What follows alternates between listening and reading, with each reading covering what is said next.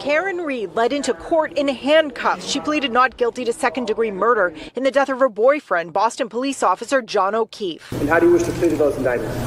Nothing. Reed's defense lawyer sharing these pictures of the couple during happier times. Prosecutors believe Reed hit him with her SUV outside the home of a Canton police officer after a night of drinking. It happened during a January snowstorm. In the same area where the body had been recovered, 2 red plastic pieces of a taillight were located, consistent to the pieces missing from the defendant's black Lexus. Tears in court as the prosecutor described the medical examiner's findings, including 2 black eyes, skull fractures, and hypothermia. She opined from her examination that the significant blunt force trauma injuries occurred prior to Mr. O'Keefe's becoming hypothermic. Reed's lawyer flagging what he says are ethics problems. He says the investigating trooper is friends with the Canton officer who owns the home where O'Keefe was found. We have uncovered that the lead detective is very close with the owners of that property.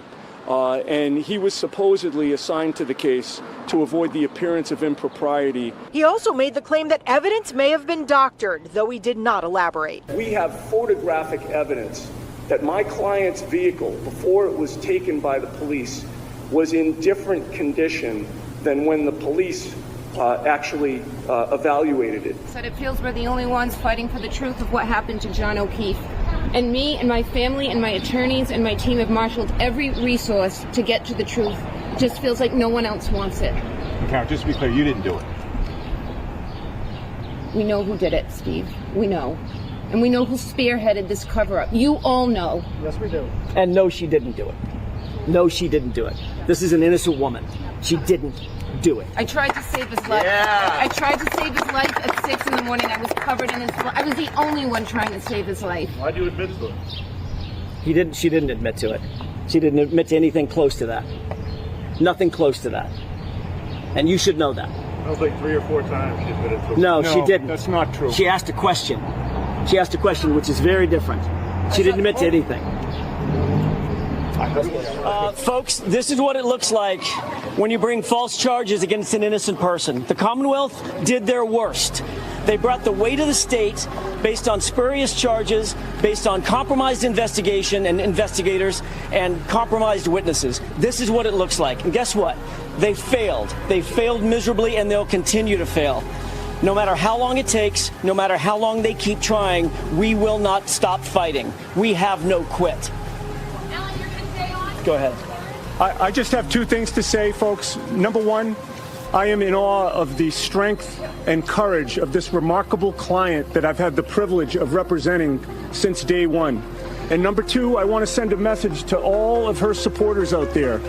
Your support was invaluable. We are touched, and we ask for your continued support. I'm not from Texas like my colleague here. I'm a Boston kid. But I'll repeat what he said, which is, we ain't got no quit. Mr. Foreman, on docket number 2218 CR 117001, murder in the second degree, what say you? Is the defendant of the bar guilty or not guilty? So say you, Mr. Foreman? So say you? No. Do you agree? Yeah. You all of you agree? Yeah. Thank you. 002, what say you? Is the defendant of the bar not guilty or guilty?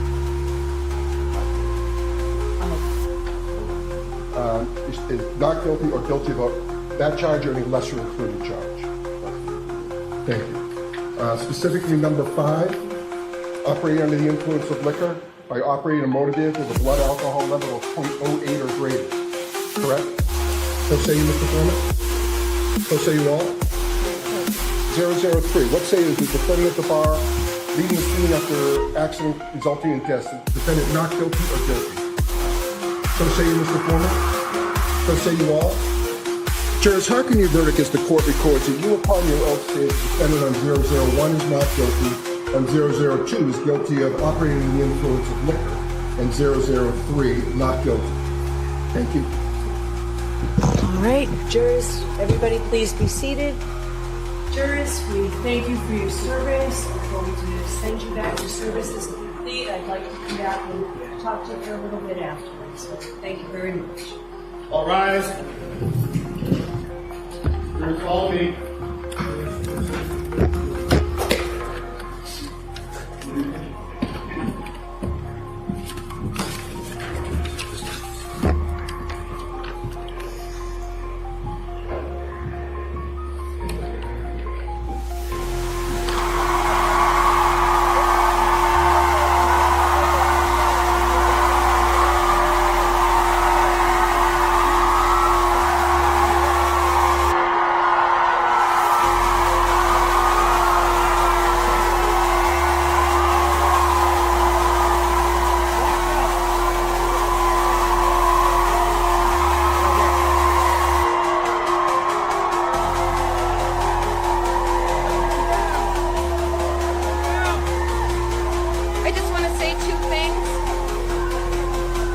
number one is I could not be standing here without these amazing supporters who have supported me and my team financially and, more importantly, emotionally for almost 4 years. And the second thing I want to say is no one has fought harder for justice for John O'Keefe than I have. Whoa. Than I have and my team. Thank you. What's up? What's up? What's up? It's that guy that just doesn't matter. He's back again. Got you there. What's going on, everybody? Welcome back in to LTL Media here. We're going to have some fun. We're going to have some fun tonight. We're going to talk about the motion to dismiss came out. I'm sorry. The motion to dismiss was denied today. We're going to talk about that in Karen Reed and Aiden Carney's case. And we're going to get a little bit later on in the show here and talk about Dumb Will and his little sidekick, Little Debbie. But I want to do this. We're going to bring up a friend, and I want to wait too long, have him join the show live. Always good to see him on deck. What's up, Mike? How are you? I'm having a great week, great summer. August, I don't want it to end. This is like the summer of our lives. I'm really fucking enjoying the summer, I gotta say. And it's been beautiful. It's been fucking beautiful. Happy Friday to you, Brian. I'm feeling good today. I really am. I had a nice weekend away last weekend, and I got elevated, and I've just been chilling mostly and just enjoying the ride and just kind of reflecting on the last couple of years. And I'm really happy about the show. I'm happy about you and I, and JFK and the crew, and just where we're at. Like it just and the people in the chat, you know. I know, like this, So, like it's like it's it's 808. Look yeah. at this, you know. Says Yeah. Brian and Mike looking polished. Well, I had to love fix it. my hair because that comedian that needs a laugh track was making fun of my hair. Oh, yeah. Ask him So how his boy- but I appreciate it though, because now the audience, they weighed in. They told me, number one, that they like it when I get the gel in. When I get the gel in. So I get the gel in. I got the hair product. That's it. I'm Yeah, all you're slick. looking slick. Yeah, I definitely you're saying the portfolio's looking good, mine's looking good. I know that these two morons that mock the ALS Ice Bucket Challenge, they probably don't even know what portfolio is. Because they have no future, they have no savings. I mean, there's none of that. They can barely take care of themselves. But I know the other day it was funny. I was hitting Mike up. I said, "Hey, you got a minute? You can talk." He's like, "The fucking stock market just opened." Money Mike, always Money Mike. Stock market just opened. I'm 9:30 in the morning, man. I'm making my trades. I mean, especially now. I mean, I just got heavier. Like I've been in the oil stocks, and I'm still holding on to some tech stocks. And so some mornings I got those sell orders in for some of those tech stocks, and then I want to buy, because you gotta, when you have no money in your account, like free cash, but you're about to sell some stock, you gotta get in there at 9:30 and you gotta buy those oil stocks. And so I love it. And that's what I suggest to people. Buy the friggin' oil stocks. If you haven't been paying attention, buy those oil stocks and hold them, because there's going to be a lot of ups and downs. There's some suppressions, a lot of risk in it. But I'm about taking that kind of calculated risk, and it's been paying off for me in my life, just in general, and just leaning into who I am and what I'm good at, my skills. People hate when I talk about my wrestling, but that was like the first time I did that in my life. And then there were times when I was like a journalist and a writer at certain points, and activist, and that's all I do. And I was a stock guy too. And now it feels like everything's coming together for me. And I think that's my advice for people is don't give up. You never know how things are going to turn out, and your struggles, all the paths you take, that's what makes you. And that's what's great on YouTube. You can be older and make money on this stuff because of who you are and your experiences. And I'm just loving my life right now, I have to say. Some people think it's fake or phony, but I'm not an actor. You can tell I'm happy. Like, despite, especially because of all the drama the last 2 years that we took, and to know that none of it affects me anymore. Like you said, they were coming after the ALS challenge I did. Yeah, something we're going to like talk about that today. Yeah, I'm just talking like about coming after you for doing it. And the funny thing is, You get that Really? guy that, you got the guy that cosplays, that wears like the Boston Bee hat and the Boston shirt. But like this moron doesn't realize that the Red Sox were really involved in that. And we're going to go through that and show Will Henry today because he's a fucking moron. But I just want to do this. Sue says my tech stocks are up 30% gains right now. And the funny thing is, Mike, we just kicked it off with a $5 super chat from Law Talkers, $5. She says, winners win. The funny thing is, Will Henry the other day spent 3 hours, like almost 3.5 hours, mocking me and Nan when we did the show where we went over Aiden's case, right? And we did a balanced review of it. We said possible things for the Commonwealth, what they could use to win this case, and what Aiden can come back and actually use a defense. And I don't know, maybe Aiden did watch it. I don't know if he did, maybe he didn't. But the funny thing is, Will spent 3 hours the other day, and all he got was $7 in super chats. So I would love this. We're 8 minutes in. If someone in my chat can just drop another $5 super chat, in 8 minutes, I've already beat Will Henry with his fucking 3 hours that he sat there and did nothing. Actually didn't give anything back to this community except for Mock Mike doing the ALS Ice Bucket Challenge, and we will get into that later in the show. But please hit us up. Show them that we win. They always say, like, we don't make money. We do make money. We make actually a lot more money than Will. I know I do. And I love it. See this? Look at Mike. It's already pouring in. They're already coming in. I mean, that's the thing. The tide has turned. We don't need thousands of people. We got our hundreds that love us and hook us up and ride for us, and they always will. And they're the best people. We have the best people in the community. That's what makes me so happy. And when you say the ALS challenge, like, people know who Pete was, Pete Frates. Yeah. My friend wrote a book about him. A lot of the athletes got on board with it, and I did too, because he was a medical cannabis user. In that book that Dave Wedge wrote, there's a section about him with the medical cannabis brownies. He's a North Shore kid too. Like, I related to Pete so much. And also when I did that Ice Bucket Challenge, it wasn't just for ALS and Pete. It was. But it was also for Market Basket employees. They were doing the same thing. They were on strike. Remember that? RDT? Yeah. Yep. They were. So we blew up. That was the first time, like, my show blew up on like a non-cannabis angle, a non-libertarian angle. It was these Market Basket workers. They were blowing up the channel. The station owners came in one day and they were like, we just came in because we thought there was some fraud, like something wrong with the system, because there's so many people watching. We couldn't figure out like what is going on. Yeah. And it was these Market Basket employees. They were listening to us because we were opening we had open phone lines, and we were just taking their calls one after another. And so we did that for them. It was my buddy, Frank Capone. We used to host a show together. Frank is a well-known libertarian. And we both did it. We did the Ice Bucket Challenge, and it was cold. Like, there was real, like, the artists poured the ice in there. This was like an artist complex. Like, they really did it up for us, and there was no messing around. That was like a cold Ice Bucket Challenge. Oh yeah. So we could talk more about it, but I just want to give a little background. Yeah, of course. And let's do this. Let's bring up. Look at this. Law Talkers already on the LTL side, $50. See that, Will? $50. $50. And thank you, Law Talkers. I appreciate it for supporting the program, supporting me and Mike today. I appreciate that. What the Duck on the Young Jerk side, $10. So, well, we can't have Will win. Yeah, absolutely. I agree with that. MS coming in. I love MS 808. She's always here. Here in my chat, $5. Appreciate it. Enjoying the support. Appreciate that. Let's see. Suze, thank you so much for $4.99. I appreciate that so much.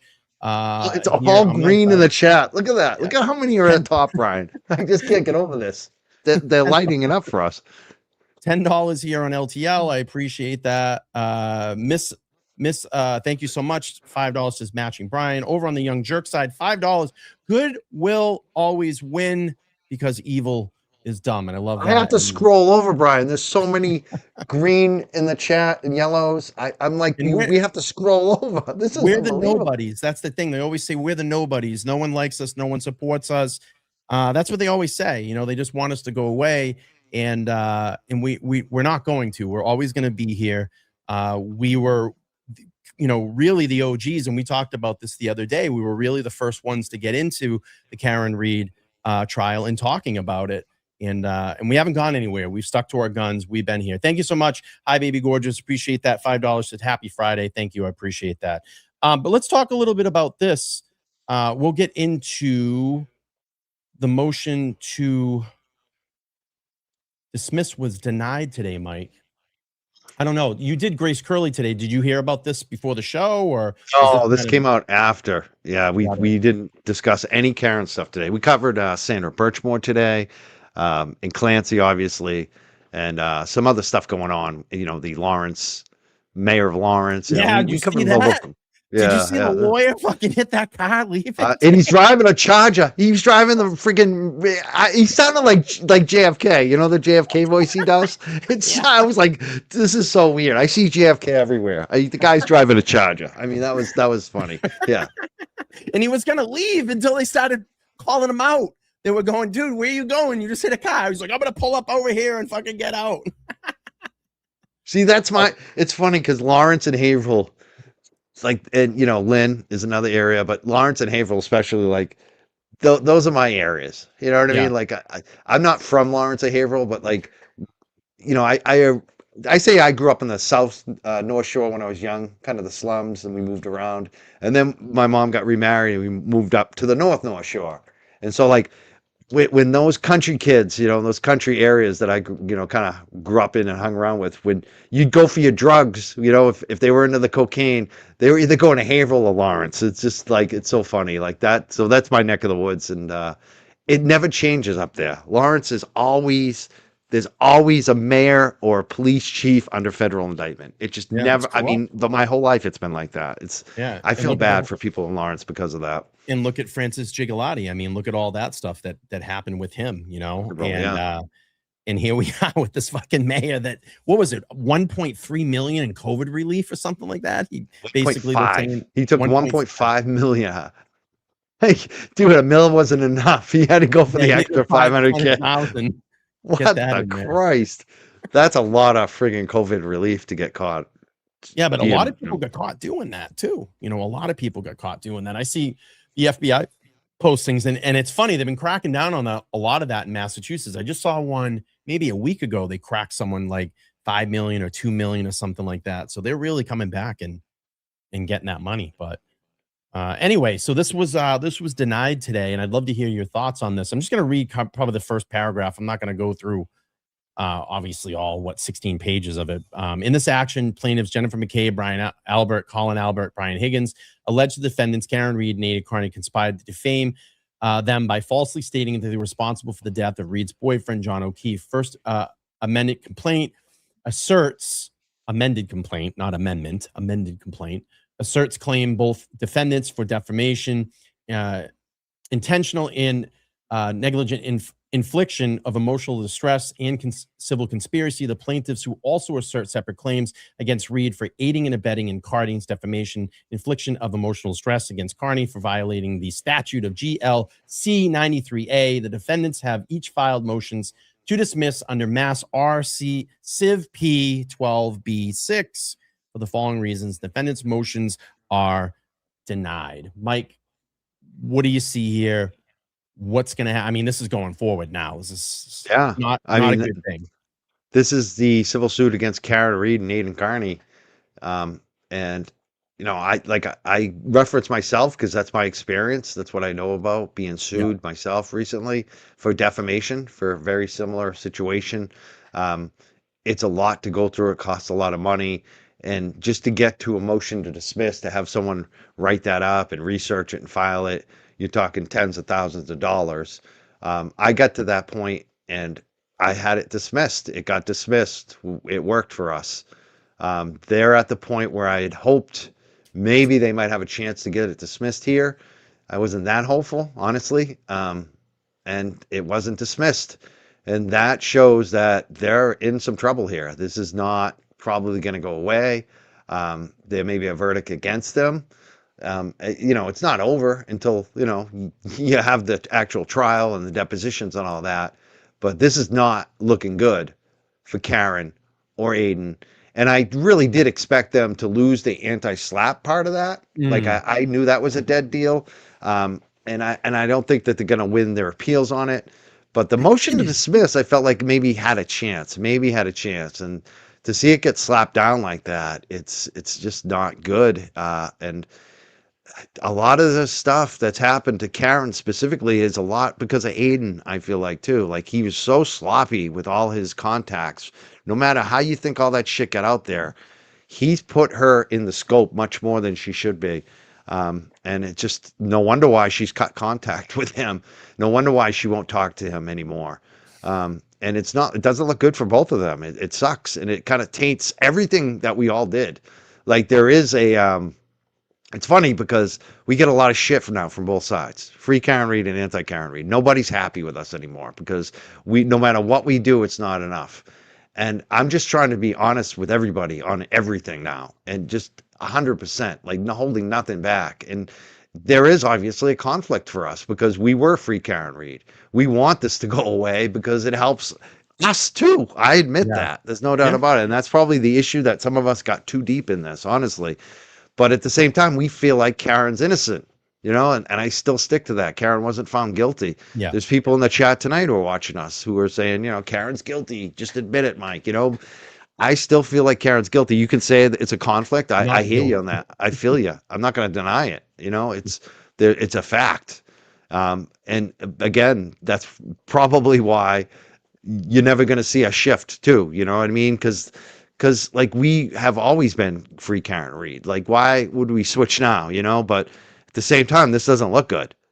And that's the thing. I'm going to be honest about that. Like there are other channels who have the same conflict that we do, and they're going to pretend that the fix is in. They're going to pretend that this isn't bad for Karen. This is what they do. They don't tell the truth at all with their coverage. And this is not good for Karen. It's obvious. It's not good for Aiden or Karen. Anything can happen going forward. Who do you think at this point, Mike, is in a better position? Do you think Karen or Aiden's in a better position? Karen, because she's lesser. I mean, she, but still, it's still like if you lose, you're both screwed. Like, if both of them lose, if Karen loses, it doesn't really matter that Aiden got it worse. You know what I mean? Like, so that's the problem here. And they're both so connected now. And I think, but I think when I look at this whole thing, I look at her silence, which she probably, her attorneys are advising her very well. But then I look at like Aiden that gets on his show nightly, daily, and just spills a whole bunch of shit and goes after these lawyers. And like, this is what I was talking about when I did that show with Alex, when I showed the Alex Jones trial. I didn't show the whole thing, but that 2-hour, segment of it. And I said, dude, do you not think that they're not going to clip this stuff and bring it in? Like they're going to clip everything. Like everything that you've been saying, everything that you've been showing on your X account, everything that's on your website, it's all going to be shown in front of these jurors. And how much money just the fact that he just said, "Oh, I'm making 25 G's a month." He just said that on the show. It's like, that's the dumbest shit you can say, bro. Now they're going to have an easy way to say, dude, we need to look at his books. We need to look at everything he's making. We need his Venmos. We need his Cash Apps. We need his YouTube. We need his Facebook money, his Twitter money, his T-shirts, his merchandising. They're going to go through everything, bro. And the more you talk, that's why I keep saying, like, he should just shut it down and just talk about fundraising. That's all he should do. Maybe talk about his family life. I'd be cautious of that too, just because I don't think anyone should be putting their kids up on the screen or talking about them. But, in a general way, he should be doing other things. Like, don't talk about your cases. Like, that's if I were him, I think, because he's got way too much going on, way too much to keep track of. And he's sidetracked. He's focusing on how many times Jess Machado talked about him on the show. It's like, what are you doing, dude? Who gives a fuck? Is he talking about us? See, I don't even. Yeah, that's the thing. I don't even pay attention to any of these people. Yeah, I just see clips because they're not serious. They're not on our level anymore. Like when I used to look at Aiden like he was somebody. I don't look at him as he's anybody. He's a guy who's crashed out. He's a guy who fucking ruined a golden opportunity and still can't admit it. Like, myself in my early 30s, I was up here, folks. I was 10 years into financial advising, working at AIG. Dream job, managing a lot of money, and I had been busted for some weed, and it basically ruined my career. And I didn't blame other people for it. I acknowledged my mistakes and suffered for a while, ate my humble pie, And then I try to come back, and that's what I've done ever since. This, even the dog walk business, people look down on it, but it's always what I wanted, actually. I wanted to be self-employed. I didn't want a boss. I didn't want to be in a corporate. So to me, that was a huge success to be able to be self-employed. I don't see it in him. I don't see him acknowledging when he fucks something up. A lot of us, we go through struggles in life. We fuck shit up. He's fucked a lot of shit up. He just keeps fucking up shit. And it's everybody else's fault. And there's no humbleness, there's no accountability, there's no gratitude either. Like there's zero gratitude from this guy. Like I look at what he did to Nurse Kim recently, what he did to Machado, what he did for me. What do all three of us have in common? He asked us to do shit that was really out of our normal shit. Like he got us to places that we should never have been at. Let's be clear. Like this is what he does. He makes people do things that they normally wouldn't do. All three of us have done shit for this guy. And then he fucked us over and changed the story and told everyone it was different than it was. He's just a scumbag. I mean, that's it. He's got no morals. He's got no. He's a dark triad, whatever they call it, narcissist, malignant. He's never going to change, and it is what it is. It's funny because I was watching some of Machado's show last night, and I know they were going over the kind of the exit interview, and they were talking about. I know when she went to like the panel after they were done with the video, they were like, who does he have? Who does he have? I mean, there's no one there anymore. All the people that were there that helped, and they're even saying it, and they're like, all those people are gone. You don't have LTL anymore. You don't have Mike.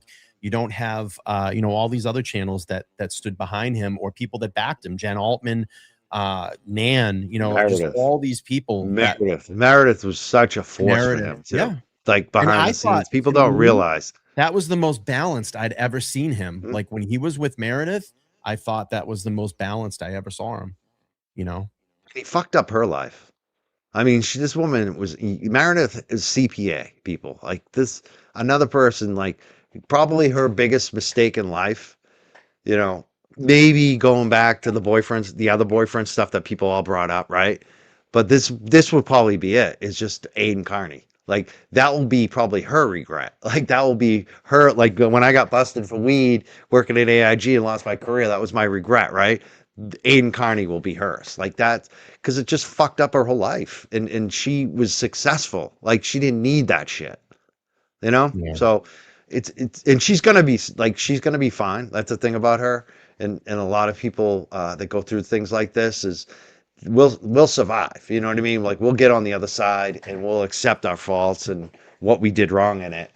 But geez, like this guy never does anything wrong. He's never at fault. And it's so funny because he was talking about Jess Machado or something going through people and how she can't keep up relationships. And I'm just like, this guy is actually saying that when we went through like 50 women that he's gone after. Never mind all the dudes that we just, some of the ones you mentioned, like, and there's a lot of people you mentioned left out, like Haley, Jason, and we could keep going. Like, there's so many people that really went to bat for this guy, like went way beyond anything they should have done. And he still burned them, every single one of them. He has no loyalty at all. Everything's a one-way street. It's always transactional. It's what can I get? And then when I'm done, it's time to X that person out. But then I think what he does is he just uses all the other people that are behind him because I think they're just in fear. Like, and why the reason I say in fear is these other content creators, they're so afraid to lose that audience and try to build back. And Mike made a good point about this the other day. I mean, just look at the people that came and supported us here. Yeah, the audience is not massively huge right now, but we have a core great group of people that want to come here and watch and see what we talk about. And it's like I look up in this lunatic, and I love this shit, and I probably know who it is, but it's 26 minutes in, and all they're doing is pushing a button, like, and they'll go for 3 hours. This is a lunatic. I wish they would do that on my stream right now too. Come over to the Young Jerks and do that because it helps. It helps the algorithm. It actually does help the algorithm. It helps. It shows the reactions. I really appreciate those people. That shows that they care. Like that's the thing. For people not caring, they sure do care, bro.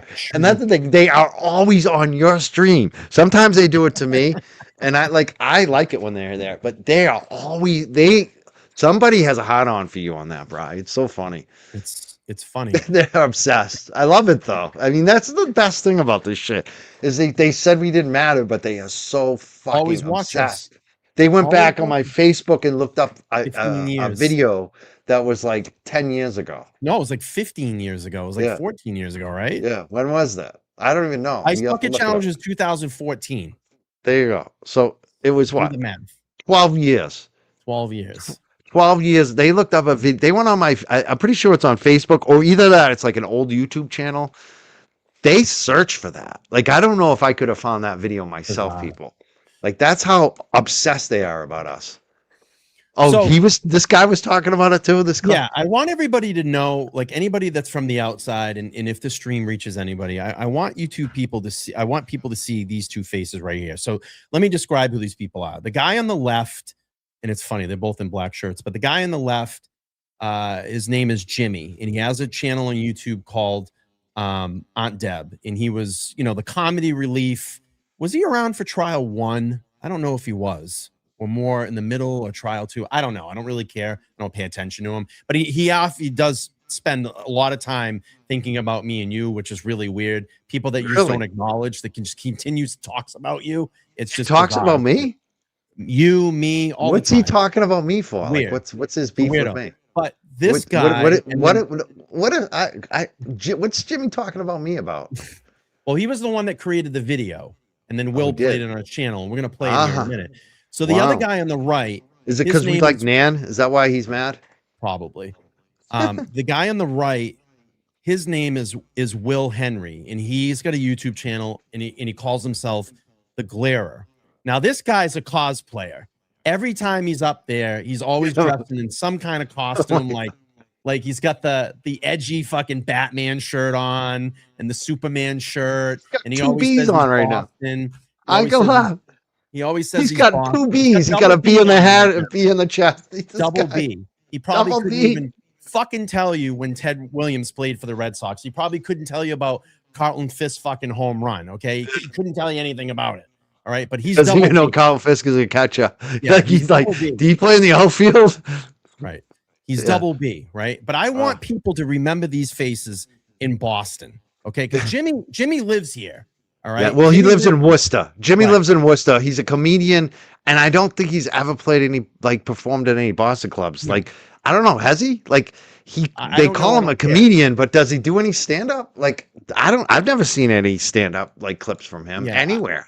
I don't know, and I don't care. But if he does, I want people in Boston remember who this person is, because he mocked, along with this other guy from Tennessee that cosplays and says that he's Boston. Remember when he told JFK that I'm more Boston than you? Why don't you check in with me next time? Remember that whole I'm more popular than you, JFK. Right. In you Boston. need to check in with me.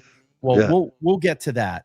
But I want people to remember these faces, because they're fake grifters on YouTube, and they've attached themselves to the Karen Reed movement. And the guy specifically on the right, this guy that calls himself the Glarer, he carries the coattails of Aiden Carney, because he knows that without Aiden, his channel would absolutely be shit. Like, he would just be done.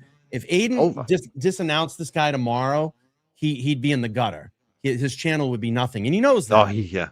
And the funny thing is, he tried to gauge the crowd back on 6/16/26 to see where he would align with the Turtle Riders, and it kind of failed on him. Because he had Aiden come up. Aiden kind of set him straight on the stream, but I still think he was trying to kind of clock in Aiden on this, and he's just waiting for Aiden to fucking. If anything happens to Aiden and Aiden goes to jail, this guy will be doing fucking backflips in his basement. Oh, he's wicked excited for it. Yeah. And it's with his popcorn ceiling. Right. I want people to remember who these faces are, because they mocked the ALS Ice Bucket Challenge. And what they did was they actually dug up a video of Mike a couple of years ago doing this, and we'll play the clips on their channel. I have them here. And then maybe we give them a little history of how the Ice Bucket Challenge happened. But this started in 2014. Participants recorded themselves pouring buckets of ice over their heads, posted the online videos, donated to the ALS organization, and nominated other people to do it. That's kind of how it caught on. Yeah, and I got challenged. I think it was my brother actually who challenged me to do it. So I was like, "We're gonna bring it to the show," and then we're going to bring in Market Basket too, because they were also doing it, and I think they challenged us too. Some of the Market Basket employees. Go ahead. I'm sorry to cut No, in, it's but okay. So yeah. ALS is obviously it's Lou Gehrig's disease. It's a progressive neurological disease that destroys nerve cells controlling voluntary moments. And I got a friend right now. His name is Greg. He's an old colleague of mine. And Greg right now is dying, essentially fighting ASL right now, ALS. I'm sorry. And he's actually, it's gotten so bad that he needs to live on a ventilator right now. That's how bad his disease has progressed. And it hit him fast over the last year, and it's progressed to this point. He's lost like over 100 pounds. He's really sick. He can barely text. I check in on him every now and then. He can barely text. He's lost his vocal abilities, and but these are people that mock stuff like this, and then you look at how this all kind of got really big here in Boston, and Boston really was the launching pad for this because the Red Sox got involved. And that's what I laugh about is the guy that cosplays always wears a Red Sox hat. He wears a Red Sox t-shirt, Harvard. He tries to be edgy and fit in around here and say he's Boston. I wear these things. He said it on a show once. I wear these things for appreciation for the people in Boston. Really?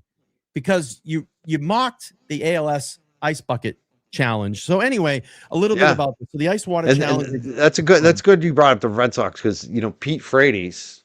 Yep. That's why a lot of people started doing this, the ALS, because Pete Frates really took off. He was a guy who had ALS, who was very vocal about it, raising money, trying to find a cure. And he was a huge Red Sox and every team basically in Boston and on sports radio. Like everybody loved this guy. Everybody loved Pete Frates. And that's why, like, my brother is a huge Boston sports fan. Like, that's all he's, goes to the Patriots games, has Celtics season tickets, loves the Red Sox, Bruins. He loves them all. My brother's just all Boston sports, and he was into this. My uncle was into it. Like all my relatives. Yeah. And I want to address this really quick because I knew this was going to come up. Was he mocking ALS or Mike doing the challenge? Bottom line is, it doesn't fucking matter. It doesn't fucking matter in this case. You mocked it. You mocked someone doing it.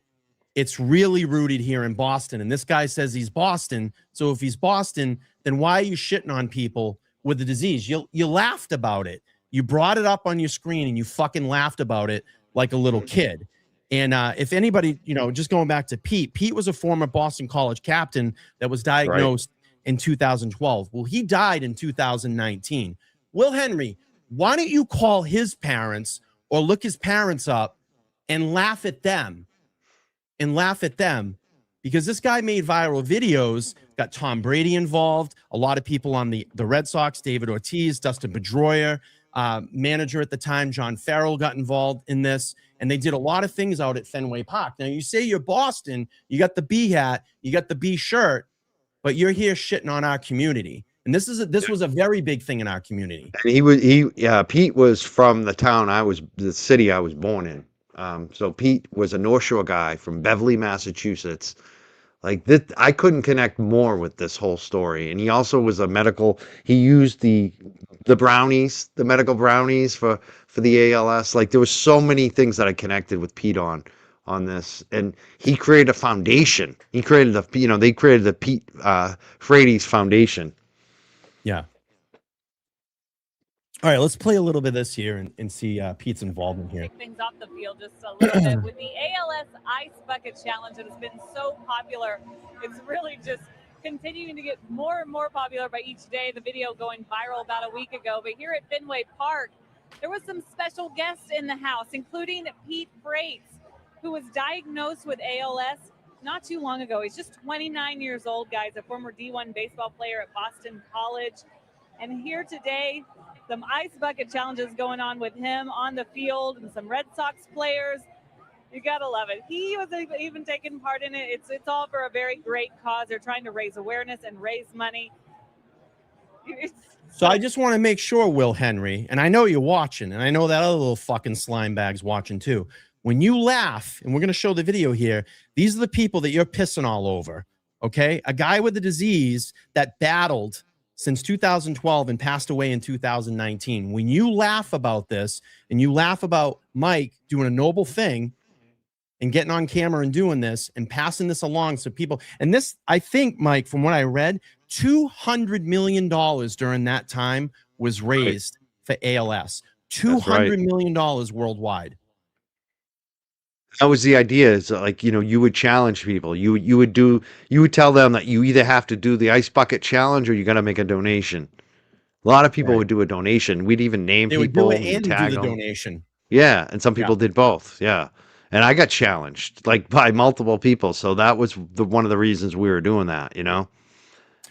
Nick Rocco checking in. Nice to see you, Nick. I hope you're having an awesome summer. I've been seeing your videos you've been posting up on X. It's good to see that. I'm glad you're chilling and relaxing with your family. I'm there in spirit. I love seeing him on the boat. Now. Yeah. He says, the dude can't even find a toothbrush, and you think he's going to know anything about the ice bucket challenge. I love that, Nick.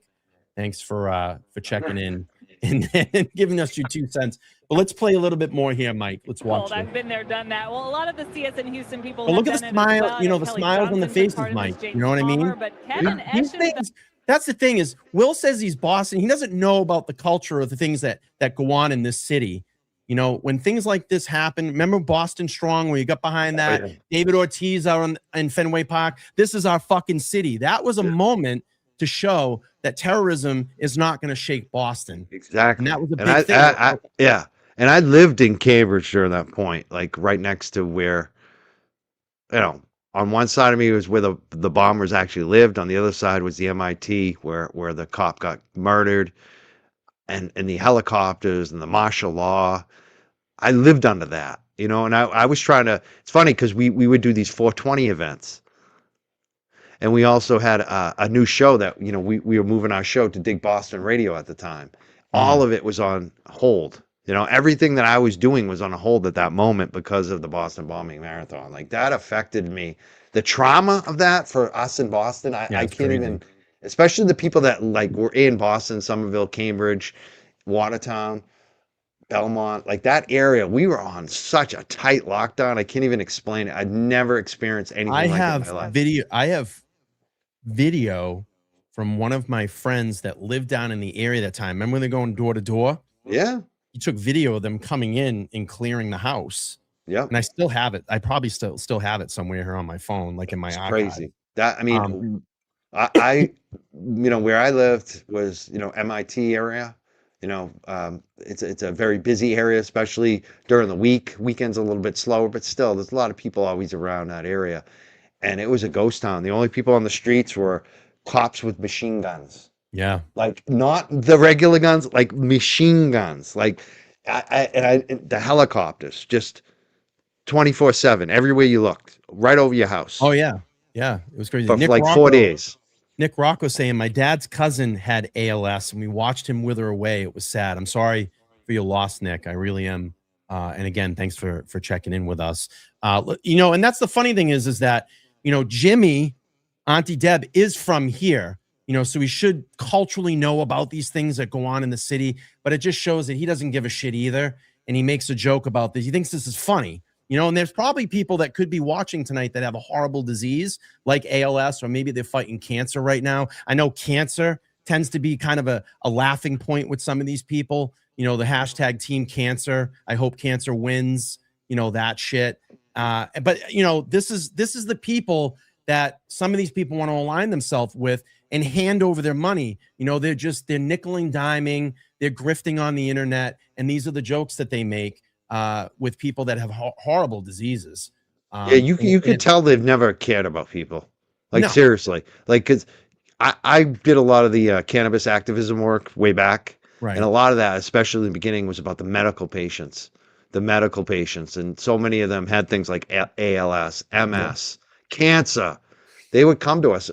This other one, I can't even, there was just this one they called, what was it? It was the worst one of all. Like, there's so much pain, this person. And they died. Like, they were begging us to give them medicine all the time. Like, and then the guy died. It's just like so much of that. Like, that's why I can't fuck with people like that. Like, I can't even give them any credence. Like, yeah, it's like, obviously they've never actually lived life, or like even have any knowledge of people suffering or care about it. Like it just, I don't know. It's weird, especially with Jimmy too. You'd think he would. He had a friend that had some issues. Like you'd think he might have some compassion. Yeah, it's I funny. guess not. Someone over the last, couple days, well, 24 hours since this all happened, a lot of this is the funny thing is these people think they're in a circle, don't reach out to us and let us know because they see their disgusting behavior.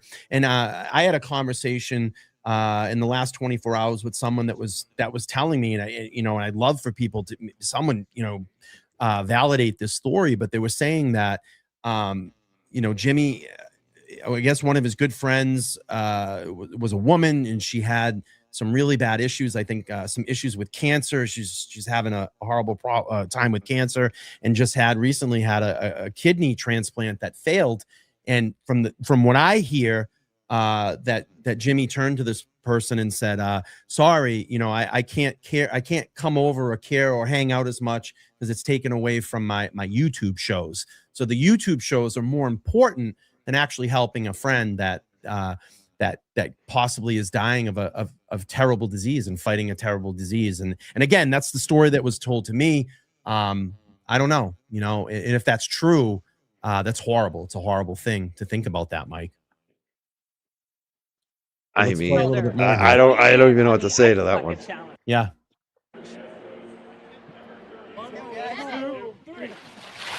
Well, look at the face. Look at this, Mike. Smiling faces, raising money for a cause, helping people out. Steve Sparks, Jeff Blum, $200 million worldwide during this time, Mike. I mean, that's something to be proud of. Plumber. Okay. Next, and Tiffany. One quick note, though, about the donations that are coming in. $5.5 million they've raised here recently, and that is just so much more money than they've raised in this period or during this summer.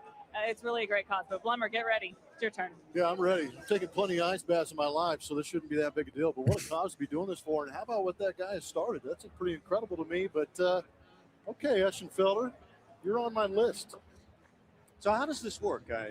I'm not sure. We got to get creative. I'm going to need maybe people can tweet some ideas on how I can pull this off. I'm going to pause this real quick. Sarah Shock and Horror over on the Young Jerk side, $5 says, can we shout out chatter Robert Marabello, who just finished chemo? We love you, Robert. Yeah, Robert, congratulations.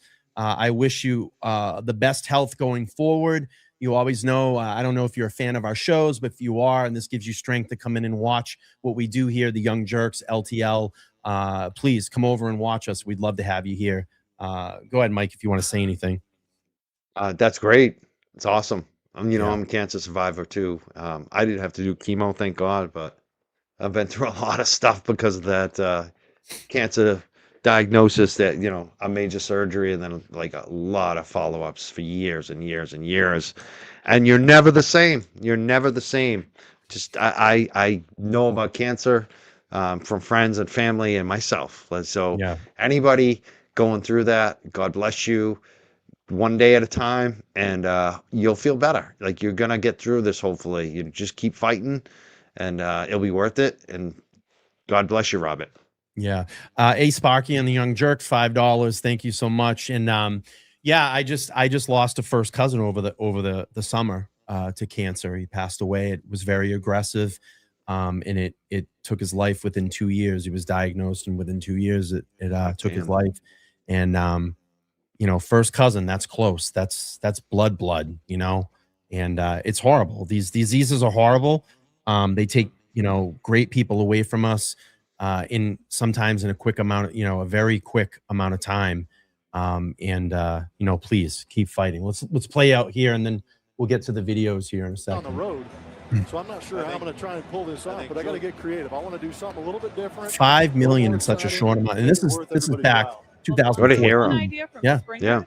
He said that I put my jacket on, by the way. It's very cold. It's freezing. Springer said he wanted to get underneath the green monster and have them pour the bucket of ice on him from the top of the monster, which is a great idea. But yeah, you'll have to come up with something. I'm not sure about the velocity of ice cubes at that distance, what they would do to my skull, but how about the accuracy? What if it was soft ice? Soft. Oh yes, maybe crushed ice. Kind of like a snow cone, I guess. Snow We'll cone think ice, about there it. you go. I'll help you. Yeah, we'll figure this thing out. The one that I saw, Mike, that I remember was the kid from Boston that got his brother had a construction company, and they poured a shit ton of water in the front loader, and that Oh, the dumped front it on loader. him. I remember that Yeah, one. that was Yeah. the one that I saw that went. You know, That went it's funny super too because viral. you know we saw a lot of ice bucket challenges. Everyone was doing them on social media too, and some people would do just the water where you could tell it wasn't cold, Yeah, yeah, and then yeah, some yeah. people would be really iced up. When Oh we yeah. did it, it was a bunch of musicians in this rehearsal space who set it up for us, They had that and video. it was cold. It was. That's why you see me take off that shirt because it was cold. It was no like. So it's funny, like we really did the ice. It was no messing around. I have the video. Let's I play don't this even know real if I quick. want to see it. I'll have to look away. No. This is how the ice bucket Oh, challenge started. Let's play this. Real this is how quick. it started. This Okay. has the video in it. The viral. I'm gonna just See, that was some ice. Yeah, look at this. So this is ice bucket challenge has so far raised more than 22.9 million in donations, and this is still early on. I'm not going to play the music, but I remember that one too.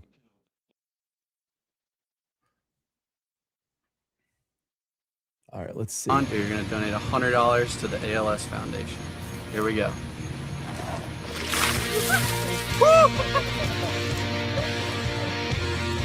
Good luck, guys.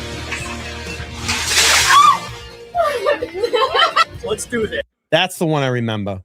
And Pat Quinn is from, I think he was from Massachusetts, and then it got to Pete Frace, and that's the one that really blew up. Yeah. Because he got Tom. I That think guy was the one smart. that He took his shirt off first. Yeah. It's a lot of water. That's Freight's here. That's I think he was the one that got Brady involved. Tom Brady involved. His wife was always there Yep, too. right here. Freight's posted a video nominating his friends and stars like U.S. football player Tom Brady. And I know Brady's done a lot of things with people for organization with ALS.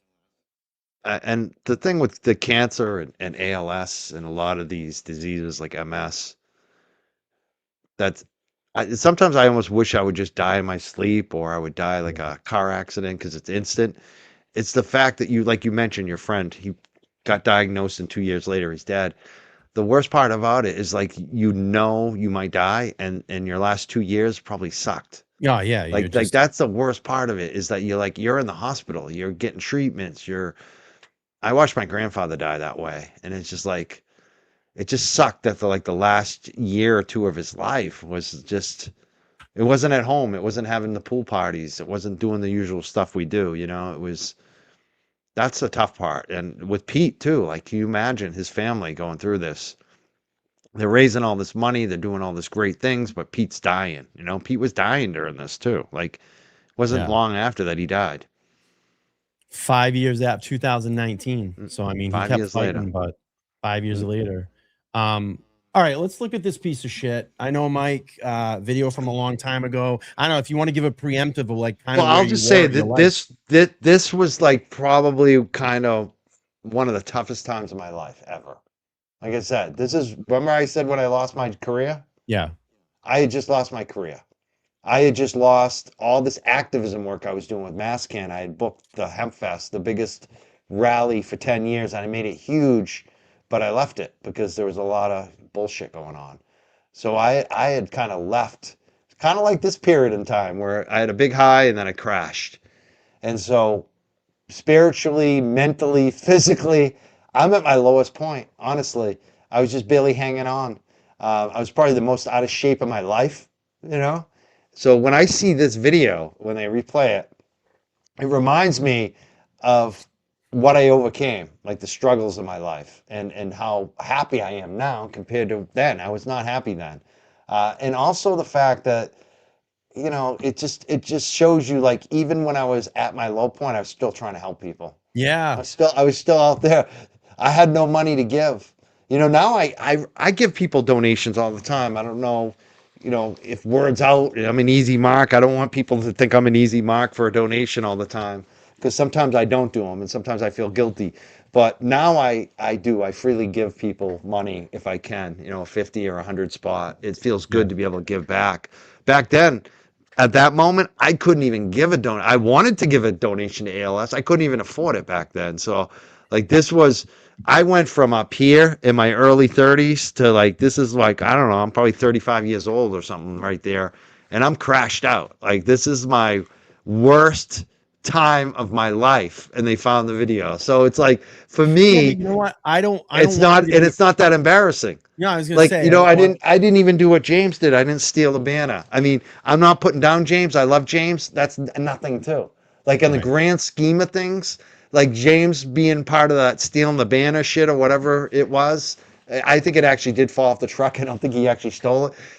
Like, that's nothing compared to what other people. I know friends who have, OUI, homicide deaths, like things like that. That's a low point. That's a totally. This is nothing.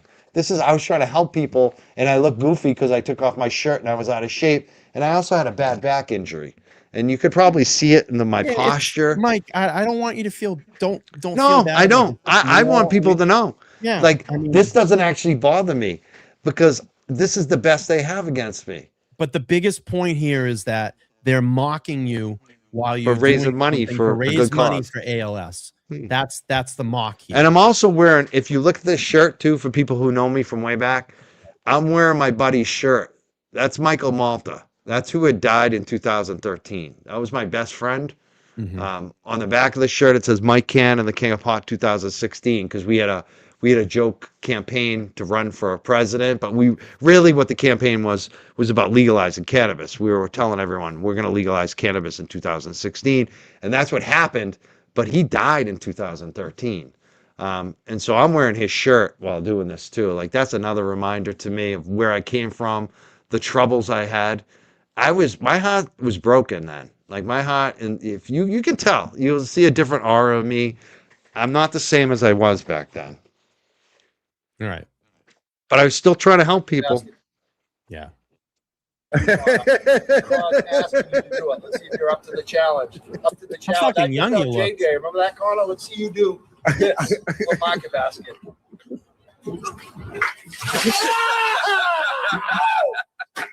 Oh God.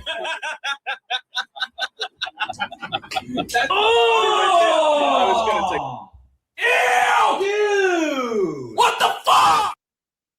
They had to do a laugh track.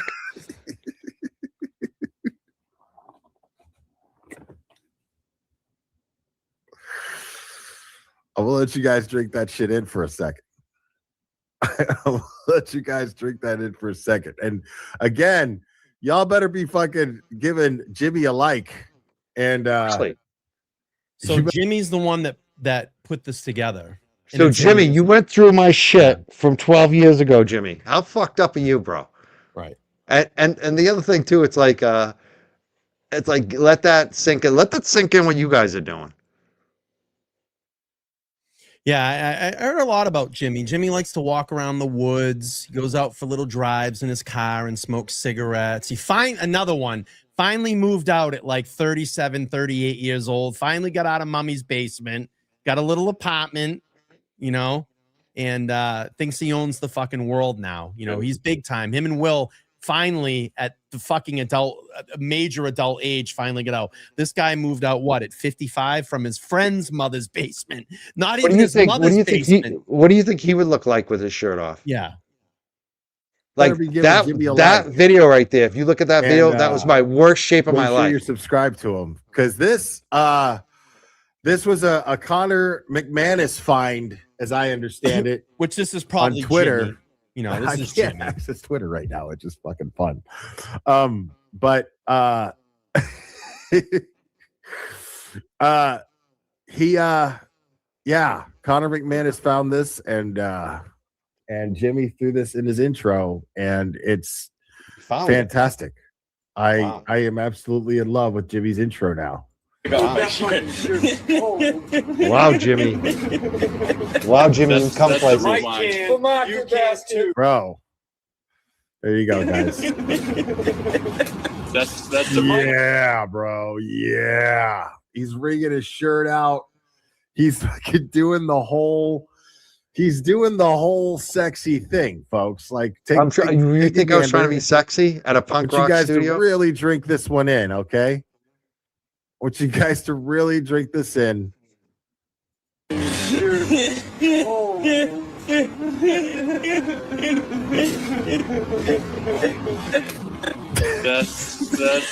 So, Will, when you're laughing, right?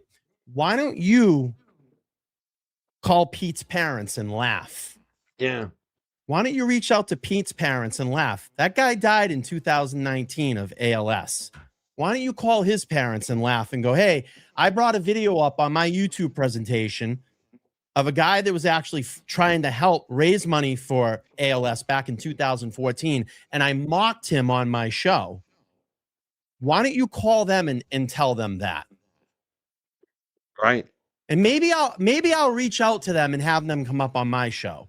Yeah, maybe we'll I'll have ask you to come up on the panel, and then you can tell them that. And I'll get Jimmy up here too. Because you sit here with a B hat, you sit here with a B shirt, and you say, I'm more Boston than any of them that live there. Really, Will? You're a sick fuck. You know, where is your family? Where's your family, Will? Do you have any family? Because you live a sad, pathetic little life in that apartment all by yourself. You fucking worried all the time when you go out in public. You're a weird dude. I've been around you a couple of times. He's like You're this, biting his always nails. paranoid. He's like this. Yeah, you're always paranoid. But you know what I'm gonna do? Let's play the Jimmy video next, and then I'm gonna talk about the story that I'm doing on Will Henry. Because I'm doing a story. Because I do, Mike. As you know, I do have my Massachusetts press pass. I do. Boy. I'm an accredited journalist here in the state of Massachusetts. It is a fact, and I'm doing a story. I've been doing a story on Will Henry, but we'll get to that in a second. Boy. Oh boy. Right. You don't even know what you got into, Will Henry. You really don't. Because I've been doing independent research, because that's what journalists do. So I've been talking to my sources. They've been coming forward. And then at some point, I have to ask Will Henry questions, right? So this is Jimmy on his fucking stupid show. Another one that doesn't get any super chats or any money.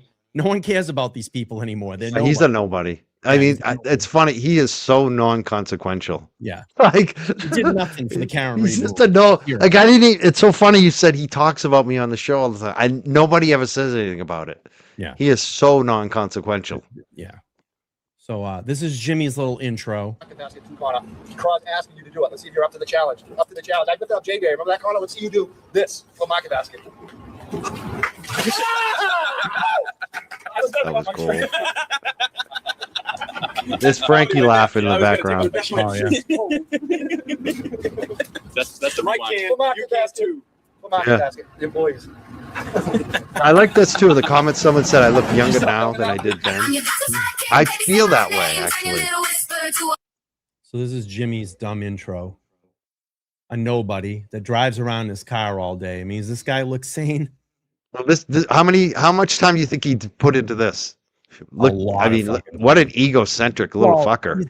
He's got plenty of time because look how many coffees he has in hands. I can't help you because you're taken away from my YouTube show. He's so edgy. He's so edgy. He's a stand-up comic from his basement. Yeah. Has he done any shows? I don't know. Here we go. I mean, that's the thing. These people don't even work, and they don't even work on YouTube. His ice bucket challenge. Shout out Connor McManus, Connor on Twitter, who tagged me in that. You're a hero. Okay, you're a fucking hero for finding that. His ice bucket challenge, titties out and all. I am mad at his titties. So Jimmy, again, I'm going to ask you a question. Why don't you call Pete's parents, his family, and laugh at them? I bet you won't do it. And I don't know, maybe I'll reach out to them and have them on the channel, or I'll just send them the videos of this channels and say, hey, did you know that they made fun of the ice bucket challenge, the ALS ice bucket challenge, and they bring this up and they mock it on their show? Yeah, maybe we can get Julie up, his wife. Maybe we get Julie Frady's on, Pete's wife. Maybe she'll come on and reach out talk about to her. it. and tell her how much you thought this was funny.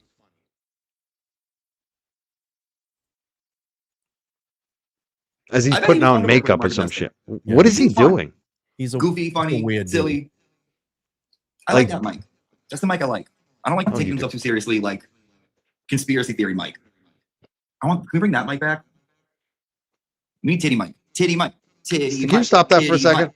Yeah. Please. I know, Jimmy, and you looked fucking great at the What the Wilbur, hell's he buddy. talking about? Conspiracy theory, Mike. He's the one who's a fucking conspiracy clown. He makes shit up all the time. Like I'm on fucking Howie Car Radio every week. I know. If I was a conspiracy theorist, they would not have me on as weekly guest, bro. Like you're insane. Like nobody in the real world is talking to you. Nobody from NBC Boston or the Mass State Legislature or anybody else is contacting you. You can say, "Oh, I'm being serious and ego." It's just reality. They hit me up. They're always hitting me up. They don't hit you up. Who's hitting you up? Kazu G, No Name McManus, the Galera. Like you're nobody, bro. You are the conspiracy theorist. Look who you hang out with. Yeah, and he's Your entire behind chat. a lot of these troll accounts. We know that. We know your little games you play. But so I was thinking, Mike. So Dave Wedge isn't going on his show later this month. Yeah. This is the #1 book in the country right now on Karen Reed. He's coming on my show. He's never going to go on your show, Jimmy. Like, so you could say I'm all Mr. Serious or whatever, but I'm not a conspiracy theorist. You are, bro. You are. So I was thinking, Mike. So what? Turtle Boy's trial's coming up in December, right? His criminal trial.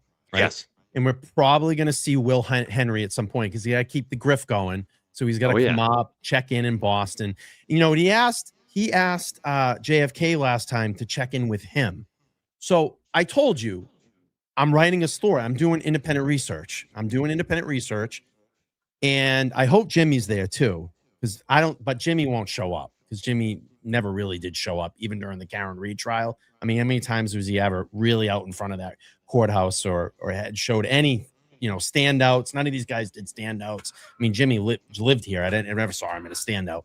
But I hope that they show up at the Turtle Boy trial, because when they do, and let's say it's like the end of the day, and Sessions out, and the local mainstream media is there.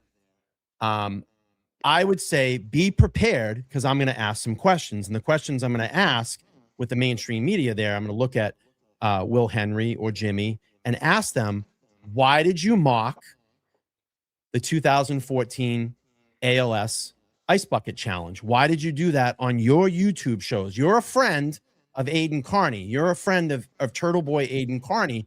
Why did you mock that? And I'm going to ask them in front of the mainstream media cameras. So be prepared to answer that question. You got 4 months. I'm giving you a 4-month lead. And I know Will in the past said things like, "Oh, if JFK asked me a question, I'm gonna tell him to go fuck their mother." I want you to say that in front of the local media, because it's gonna make you look great.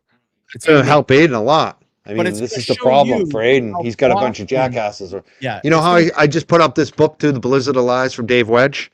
Dave Wedge is coming on my show later this month, end of the month. Guess he also wrote the book, The Ice Bucket Challenge, Pete Frates and the Fight Against ALS. There you go. I might have to ask Dave about it too. Some questions about that. Yeah, Dave knows Pete. I mean, you're a journalist, Mike. Maybe we can make a connection here. We can pass on the information. We can show the clips to him, and maybe, I don't know, we can bring this up, because Will wants to be Boston. He says he's Boston.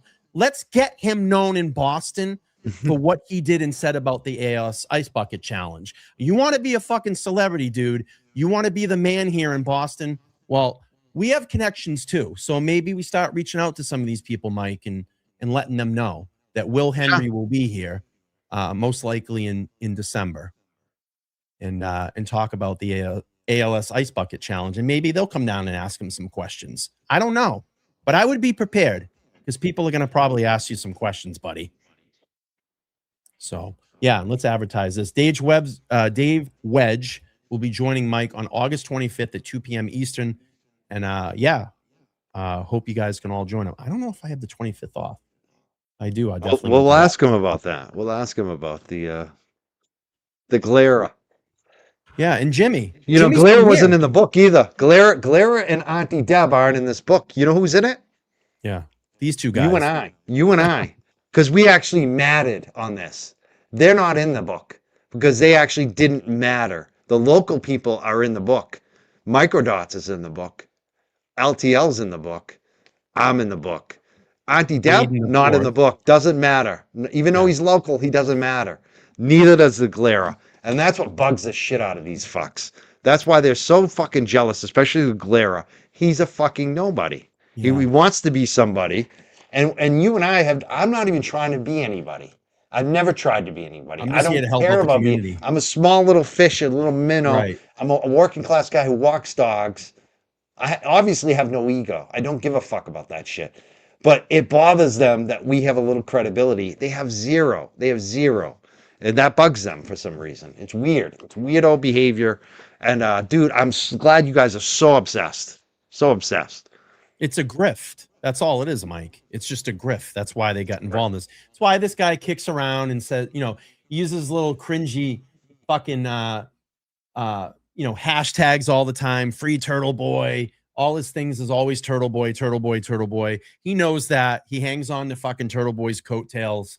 That's what he does. Because besides that, he has no community. And that Will is the one too out of all of them that would have the biggest issue moving on from Turtle Boy.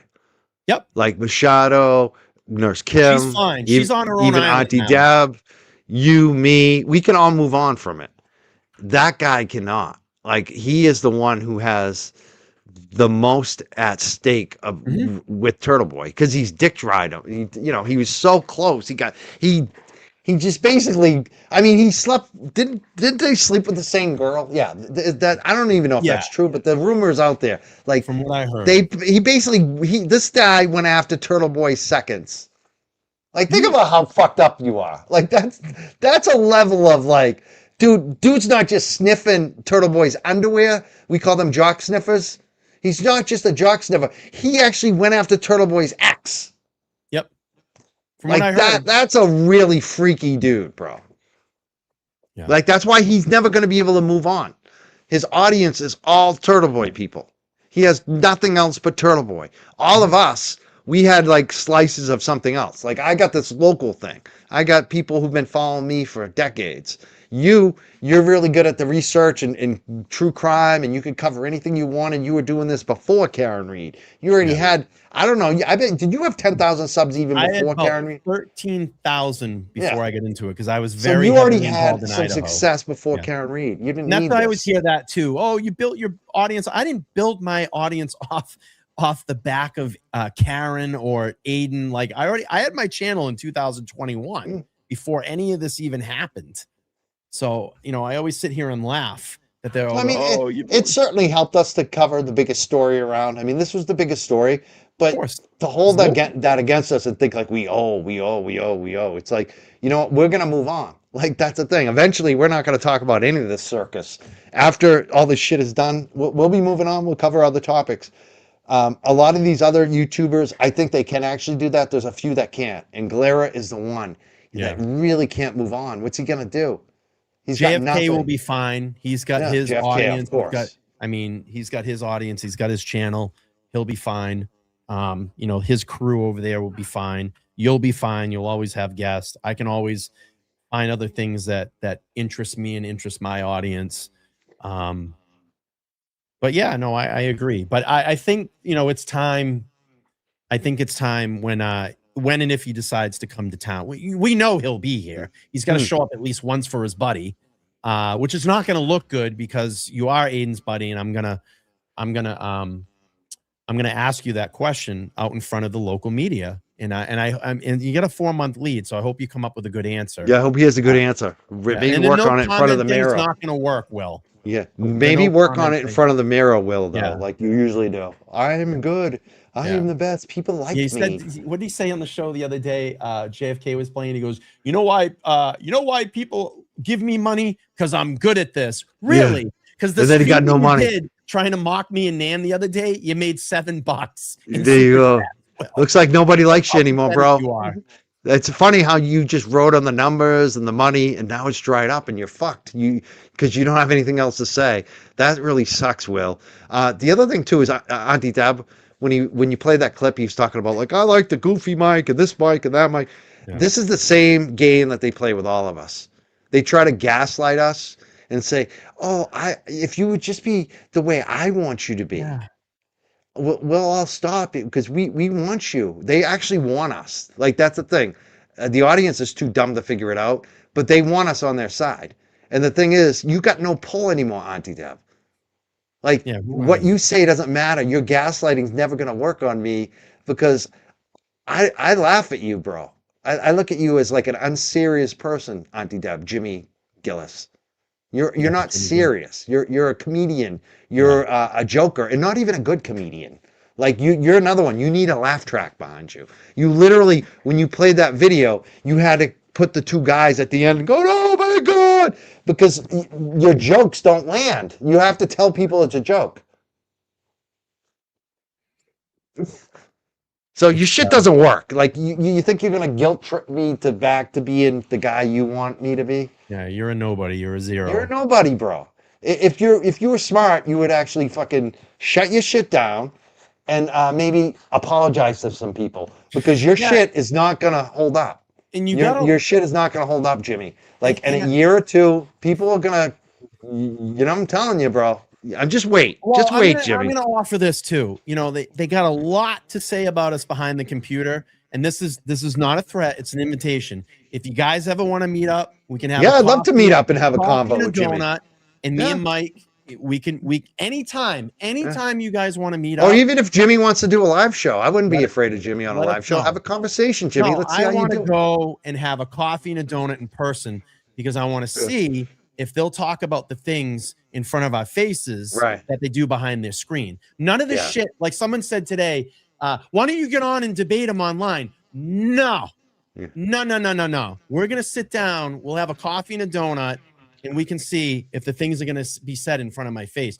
But I'm telling you, out in front of the courthouse, if any of you show up, and I will be there on my days off, probably covering this case, I'll probably be sitting in the press pool. Because as you know, Mike, I do have my credentials. I can do that. Me too. I got a press pass too. We're just a couple of journalists. And then maybe you and I can go out because we're doing a story, independent research. We'll go out in front of the front steps, in front of the local media, and we'll ask the question, why did you mock Mike during the ALS Ice Bucket Challenge? Why did you bring that up on your YouTube show under the glarer, under Auntie Deb, and mock that? And maybe they can explain it in front of the media.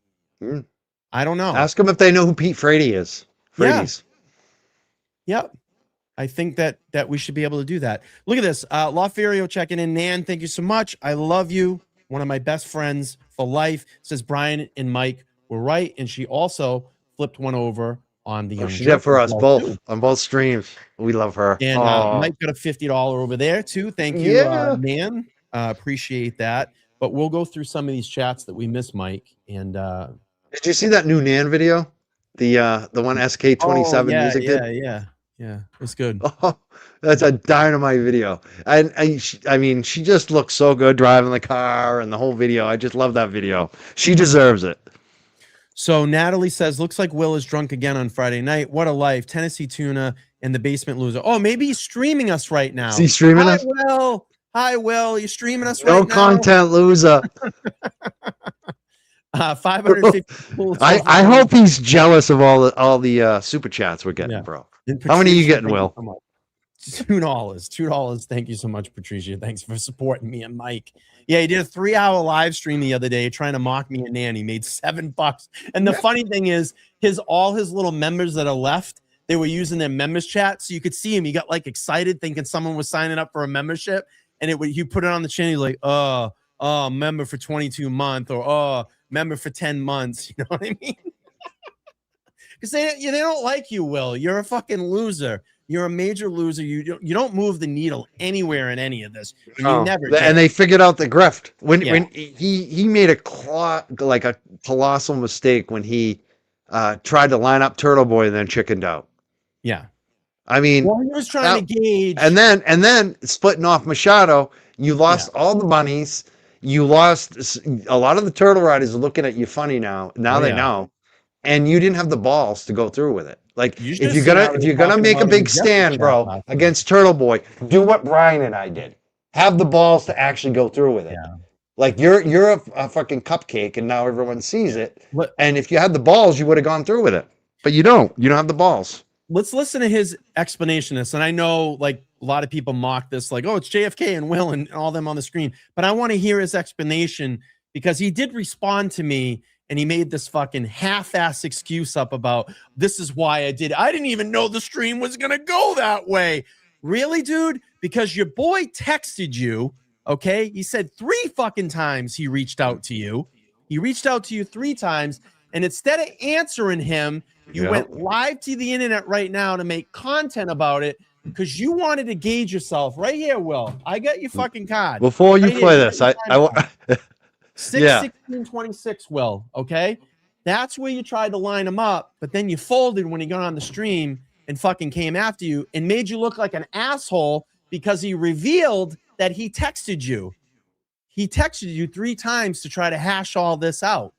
And that's what caused the whole shit. And then you kissed his fucking dick for an hour afterwards, and then all was forgotten. But keep in mind, TB, this guy tried to line you up. He's trying to line you up, and he's going to be the first one that does fucking backflips if anything happens to you and you go to jail. I don't want you in jail. He's praying for it. I don't want you in jail. JFK doesn't want you in jail, but this fucking guy does. Yeah, you know, Turtle being in jail doesn't help me. It doesn't matter to me. That's where I'm at. I don't give a fuck either way. I feel bad. There's a lot of people who have been abused by Turtle, and they want him in jail.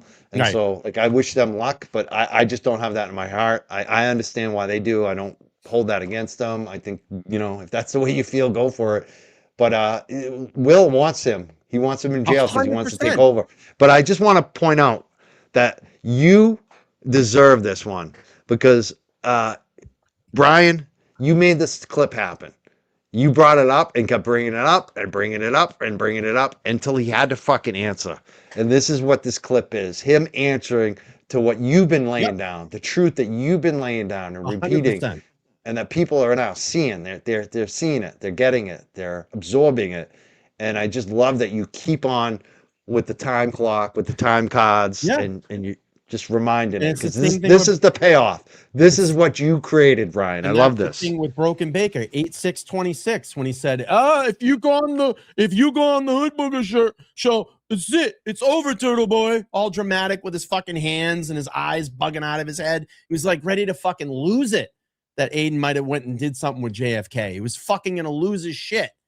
And he knew that if that happened, the grift is over. Because then there could possibly be an understanding, an alliance. And I'm not speaking for JFK, but that might be the perception of how people look at it. But anyway, let's listen to this fucking guy try to whittle his way out of this one with lies and deception like he always does. No, because I know LTL is going, goes at this guy. And this is a point that he's proven. He actually low-key subliminally proved LTL's point, ladies and gentlemen, what I'm about to say. So LTL is saying in this pot right here that this was a play by design, and 100%. We went over it also 100. About the petty stream, and that he was trying to be the alpha dog to Turtle Boy, and that's what he did it for, to prove that he was alpha, that he was untouchable, and that the cult couldn't fuck with him, and that's what he did, right? And this is his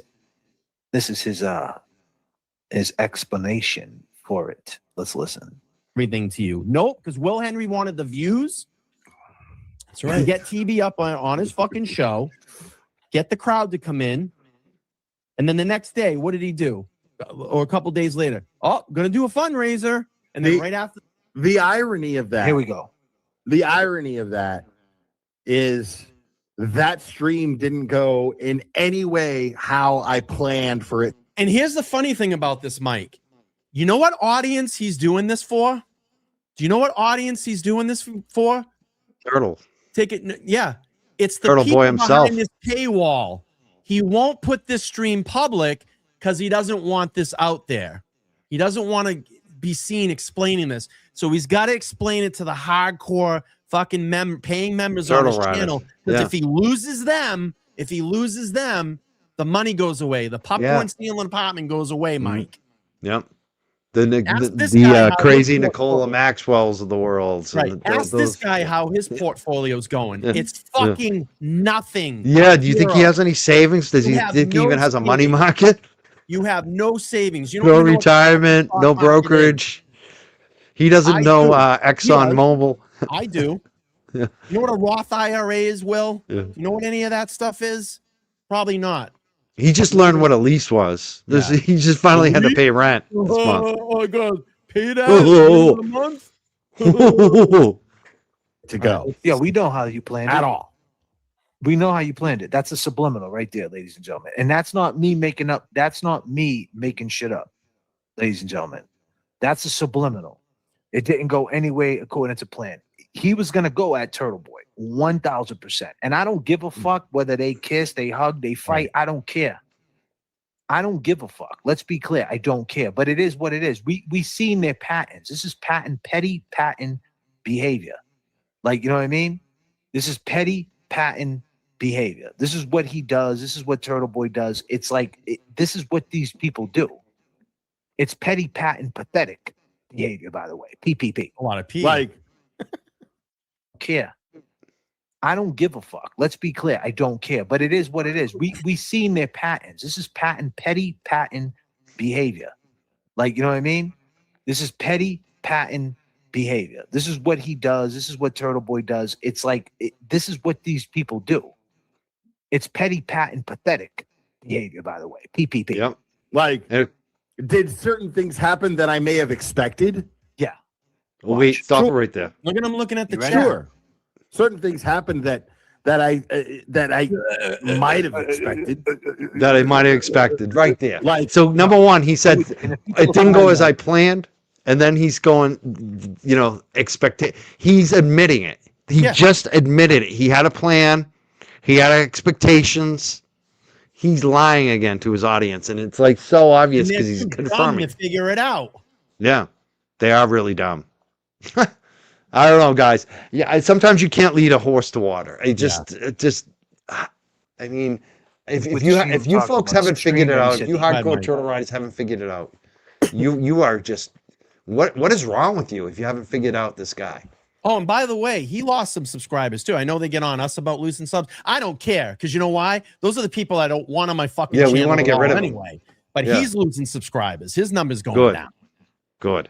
So people are fucking figuring him out now. Finally fucking clicking in. Finally. That's why his money's drying Here up. he is, Mike. Here he is with his fucking bee hat, right? It's cosplay all the time with this guy. Boston bee hat. Yeah, fuck you, man. Came off it and said kicking it with Turtle Boy. He changed the whole header of the video. The video was like the unforgiven stream or something like that, or like the unthinkable petty. To now it's, hey, just kicking it with Turtle Boy. Yeah. We know what the fuck it was about. It was the bro stream, right, Baker? The bro stream. But he's subliminally throwing shots. You think he wears a Boston hat while he's walking around Tennessee, or does he put a Tennessee hat plan on Aiden coming up? Yeah, you did. But Dude, I expected that is the biggest fucking lie because if you go back and watch that show, there's a pause for like a minute where he's dropping the fucking link. And Aiden said, that's why I wanted to come up here. So he goes, wait a minute. Fuck that. I got this shit queued up. Hang on. Let's fucking listen to this fucking guy. This guy fucking lies all the time. Fucking liar. Come on. Let me refresh this fucking thing. Here he goes. Let's see what Aiden fucking had to say about this. Look at him. Scratching his fucking lip, tweaking out.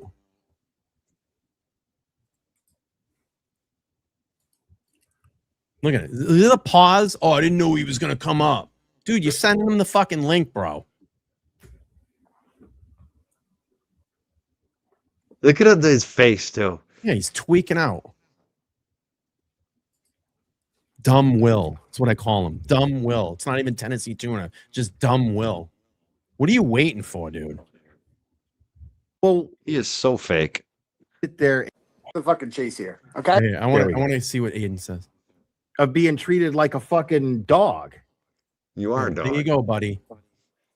Yeah. You are a dog. Hold on. Hold on. There we go. I got dogs that are better behaved than you, bro. Yeah. What's up, man? What's up? Look at man. Let's just cut to the fucking chase here, okay? I missed the beginning of this, right? Okay. I'll just come out and fucking say it because this should have been totally fucking obvious in the first place. But when I was saying the other night that that means everyone. It doesn't actually mean everyone. I wasn't talking about you. That was my nice way of saying I'm not singling Jess Machado out. But to be very clear, since it wasn't fucking blatantly obvious, apparently, that was about Jess Machado, not you. I know you fucking cover my shit. That was entirely geared towards. It's like a father yelling at his child. I love this shit. And Will's just eating shit right now. I love it. Her. From his boy. And this is why I wish you could have. Now that he knows he got him on the panel, he can't say nothing. He's just got to sit here and eat this fucking shit sandwich right now because he's so indebted to this guy. Everything that he relies on that fucking channel is indebted to Turtle Boy. Mark it down. And he's sitting here taking it and won't even fucking stick up for himself. And you can watch him. He's like, yeah, I know, man. Private conversation, bro. Look at him. Well, the point is that you did this very publicly. And you were basically saying, if it's not Melanie Little level shit, I don't want it. But you don't you realize do, how Melanie that's Little, but no, I you don't. do. Nobody does. Yes, you did. You're resharing your Melanie Little shit That right fucking there. now. You've been doing it the last 2 days. That's what I. Mike. That right there shows his lack of self-esteem. Yeah. Like Melanie Little is not that special. I'm sorry. Like, yeah, everybody thinks she's the be all end all for some but reason. he actually is like, because he compares himself to everybody else. They all do it, and they all name drop all the time. I don't compare myself to anybody else. If I did that, I would feel inadequate, because I'm not the best speaker or the best producer, you know what I mean? But we're all different. We have we all have our skills, or our skill sets or what we're good at. He compares himself to everybody else. There's nobody like me that has my experience, that's why I'm different than everyone else, that's what people actually like. He's different than other people. He's a scammer, but still, he has no self-esteem. You just saw it right there.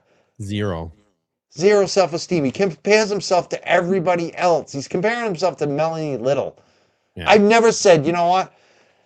I'm not as good as Melanie Little. I don't think like that. I don't think I'm better than Melanie Little or I'm not as good as we're not the same. She's number one. She's a woman in Long Island, New York, or wherever she's at. She's a lawyer. She's kind of icy. She's kind of. I can't compare to that. That's so weird. He compares herself to Melanie Little. He really does. That is the real glare. That's probably who he talks to all the time. You've already done that. Have you ever seen her do that once? Look at him. He's just sitting there eating this fucking shit sandwich because he's so indebted to this guy. And he knows now that he's got him on the channel. He can't say, he's going to fight him a little bit, but he's going to back off really fucking quick because he's looking at that chat. He's watching that chat, Mike. That's exactly. Look at those eyes. He's watching that chat. That's worried right everything now. to these two guys. These two guys are ruled so much by their chats. Yep. That's how they decide everything. Everything they it's do. Unbelievable. Yep. And he's so they have no self-esteem. There's nothing here. Everything else it's about everybody else. He's looking at the chat. Look at him. He's looking. He's like, fuck. That's my point. Also, is I already fucking did it, and I felt like I was being talked to like I never did. Like it was never fucking appreciated.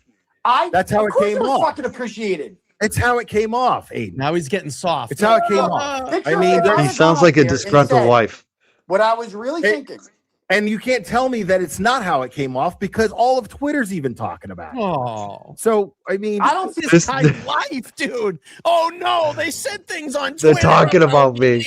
Again, it's about everybody else, what everyone else thinks. No self-esteem. So I could give a fuck what strangers on the internet say about me. Oh I know what the real deal is. This guy, again, he sounds like I don't want to. I got to be careful here because I don't want to but he sounds like my girlfriend when I haven't done the dishes, when I haven't cleaned up after myself. That's what it sounds like. You don't appreciate what I do. Like I washed your clothes today. That's what it sounds like to me. It sounds like that kind of like the domestic situation where one partner doesn't feel appreciated in the relationship. But It see sounds how like it. soft he's gotten now? He was tough for the 30 minutes before Aiden wasn't up there. Now Aiden's on there fucking scolding him like a fucking this fucking redheaded stepchild. And this dude just softens up because he's so indebted, Mike. He's so ruled by this guy and he fucking knows it. Anybody suggesting, I think everyone that I've seen understood, could read between the lines there with that. What I was saying. No? Did you think I was talking about you? I mean, dude, yeah, I did. Bro, I said you specifically by name to make it seem like I wasn't fucking playing favorites, if you will. Okay? But I was. Okay. That was not geared towards you. Oh, there goes But Mike. the thing is, though, and you're sitting here and you're not understanding. Jesus, Mike, you all right? Why I got pissed about it. Because it's the fact that you said it so publicly. Had you talked to me privately about it and been like, okay, that would have been like, okay, well, at least I know Aiden feels that way. But how the fuck does that have make I me not tried fucking reaching look? out to you? What did it? Can you read the text I sent you yesterday? I know what I know. You reached out to me privately, and I read the text. Read the text I sent you. I think we need some music here. This is not fun without music. I like this. I like when we did it this way the other day. Where is it? I just knocked over my camera. I'm going to jump off for a second, fix this. Fuck? I don't want to try to fix it while I'm online, so I'm going to jump off, but I'll be back. All right. I think we need a little music. Let's play a little bit here. Fucking Mike. Just there he.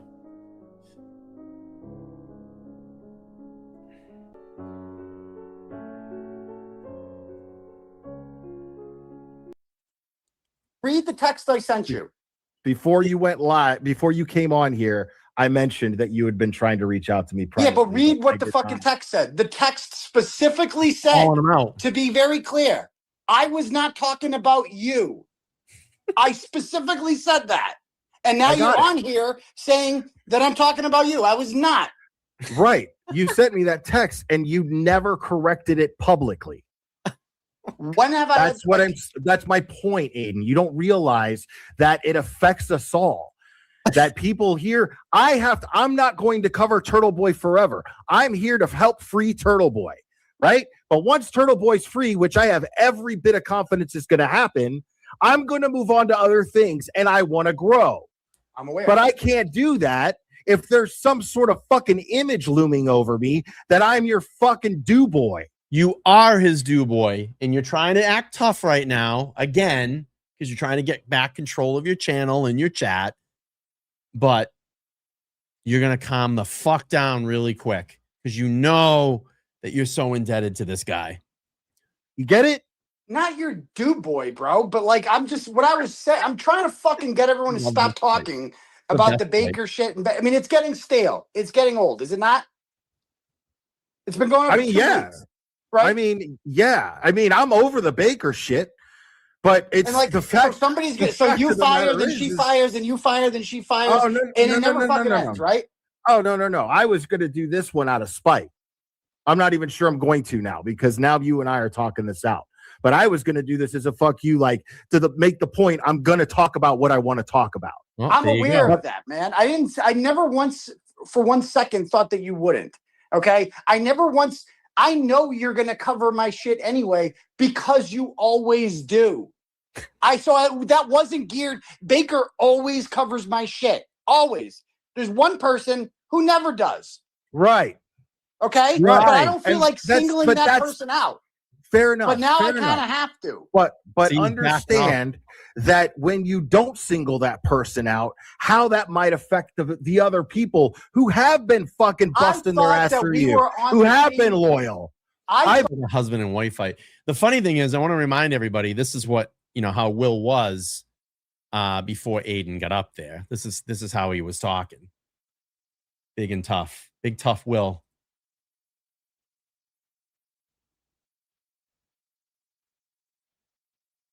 abundantly clear. Never going to talk to you again, Will. You can fucking count on that. Why? Because you're so indebted to that fucking dude. That's why. I mean, he is your fucking channel. That's his audience. And Will, you're just waiting for something to happen to him. You're waiting for something bad happen to him. Believe me, you're the fucking #1 guy that's doing backflips. You're just waiting to possibly get his bail revoked or he goes to jail because you're going to love it. Because you're in the background waiting to snipe his audience. I'm telling you, that's you. That's who you are. You're a fucking backstabber. And you don't give a shit. It's all about money for you. And it's always been about money for you. No mini-me! Oh, that people here, I'm not going to cover Turtle Boy forever. I'm here to help free Turtle Boy, right? But once Turtle Boy's free, which I have every bit of confidence is going to happen, I'm going to move on to other things, and I want to grow. But I can't do that if there's some sort of fucking image looming over me that I'm your fucking do boy. You get it? Take that in. But you don't take it in. That, Aiden, is what I'm trying to say. You don't get to control that. I have to sit here with that fear that you're going to go on your channel and then you're going to say, "Oh, fuck this person," and then there's going to be a whole bunch of blind Turtle Boy followers that are going to go, "Yeah, fuck that person." Oh, look at that, Mike. You don't say. Oh, you don't say, Will. Huh? Oh, come on, babe. You don't like it when it happens. You're gonna like it when it happens to him. Oh, you don't say, Will. That's how much of a pussy you are. Okay, because you're so indebted to this fucking guy, and you're so worried. Oh, you're gonna go on your channel and say fuck this guy, and then you know it's over for you. It's over. So you just fucking proved it. You just proved it that you would never survive without the Turtle Riders. You'd be dead in the fucking water, and you'd float into the next community to try to fuck up their whole community. Because that's what you do. You jump around to different communities, and you fuck everything up. Because you're a fuck up. And then we all got to walk around with that shit, and it sucks. Bullshit. That's it's not bullshit. No, that's fucking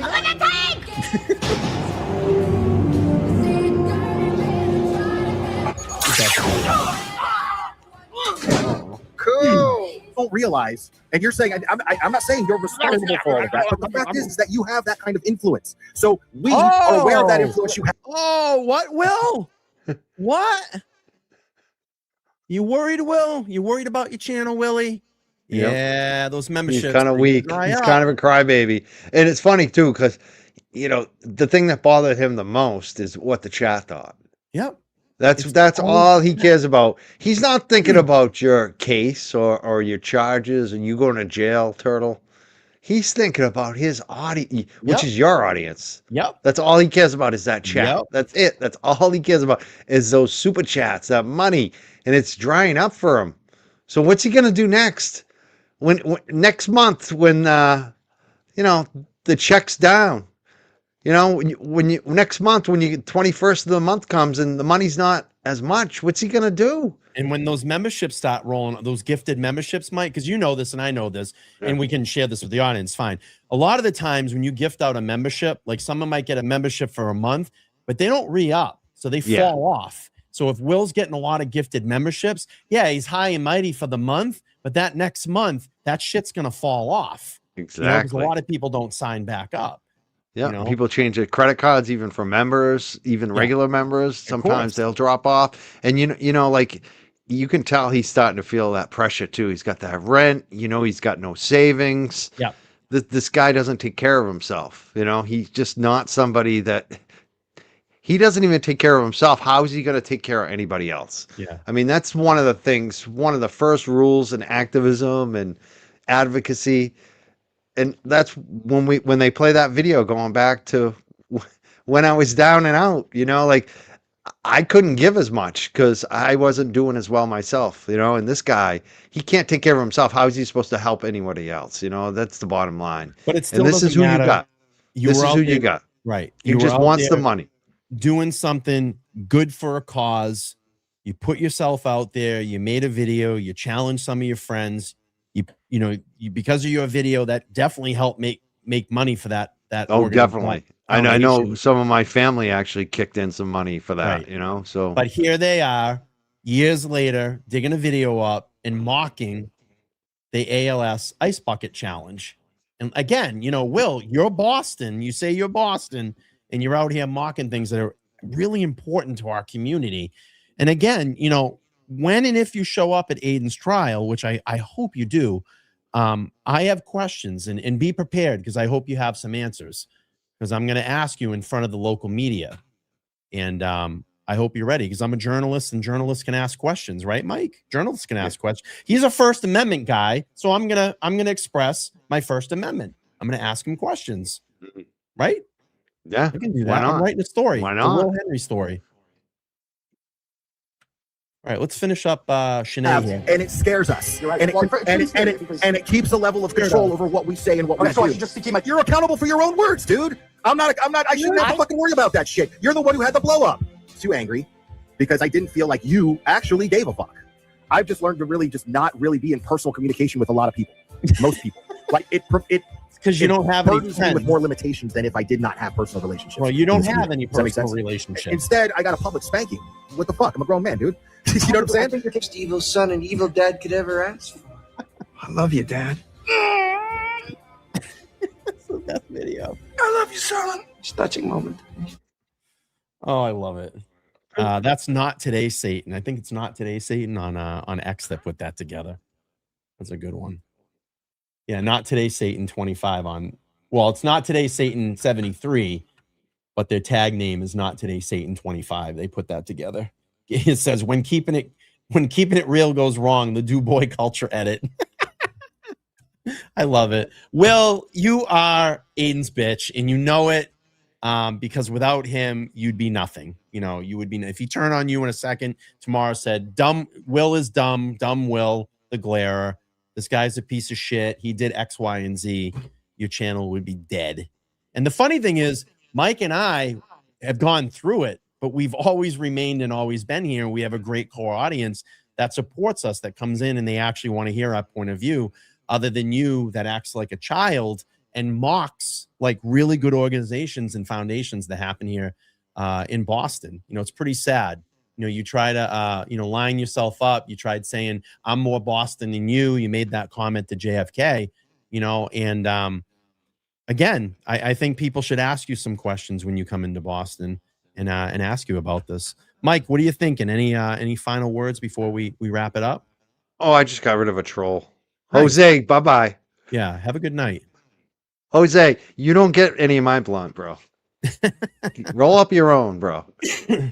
I rolled one up for Styles P. I would not roll one up for you. Yeah. So that's where. But no, I mean, I guess my final word is, like, thank God for you and JFK, Show Off crew, and this audience that we're not taking it anymore. We don't care. We're not afraid. We don't. There's nothing they can do to us.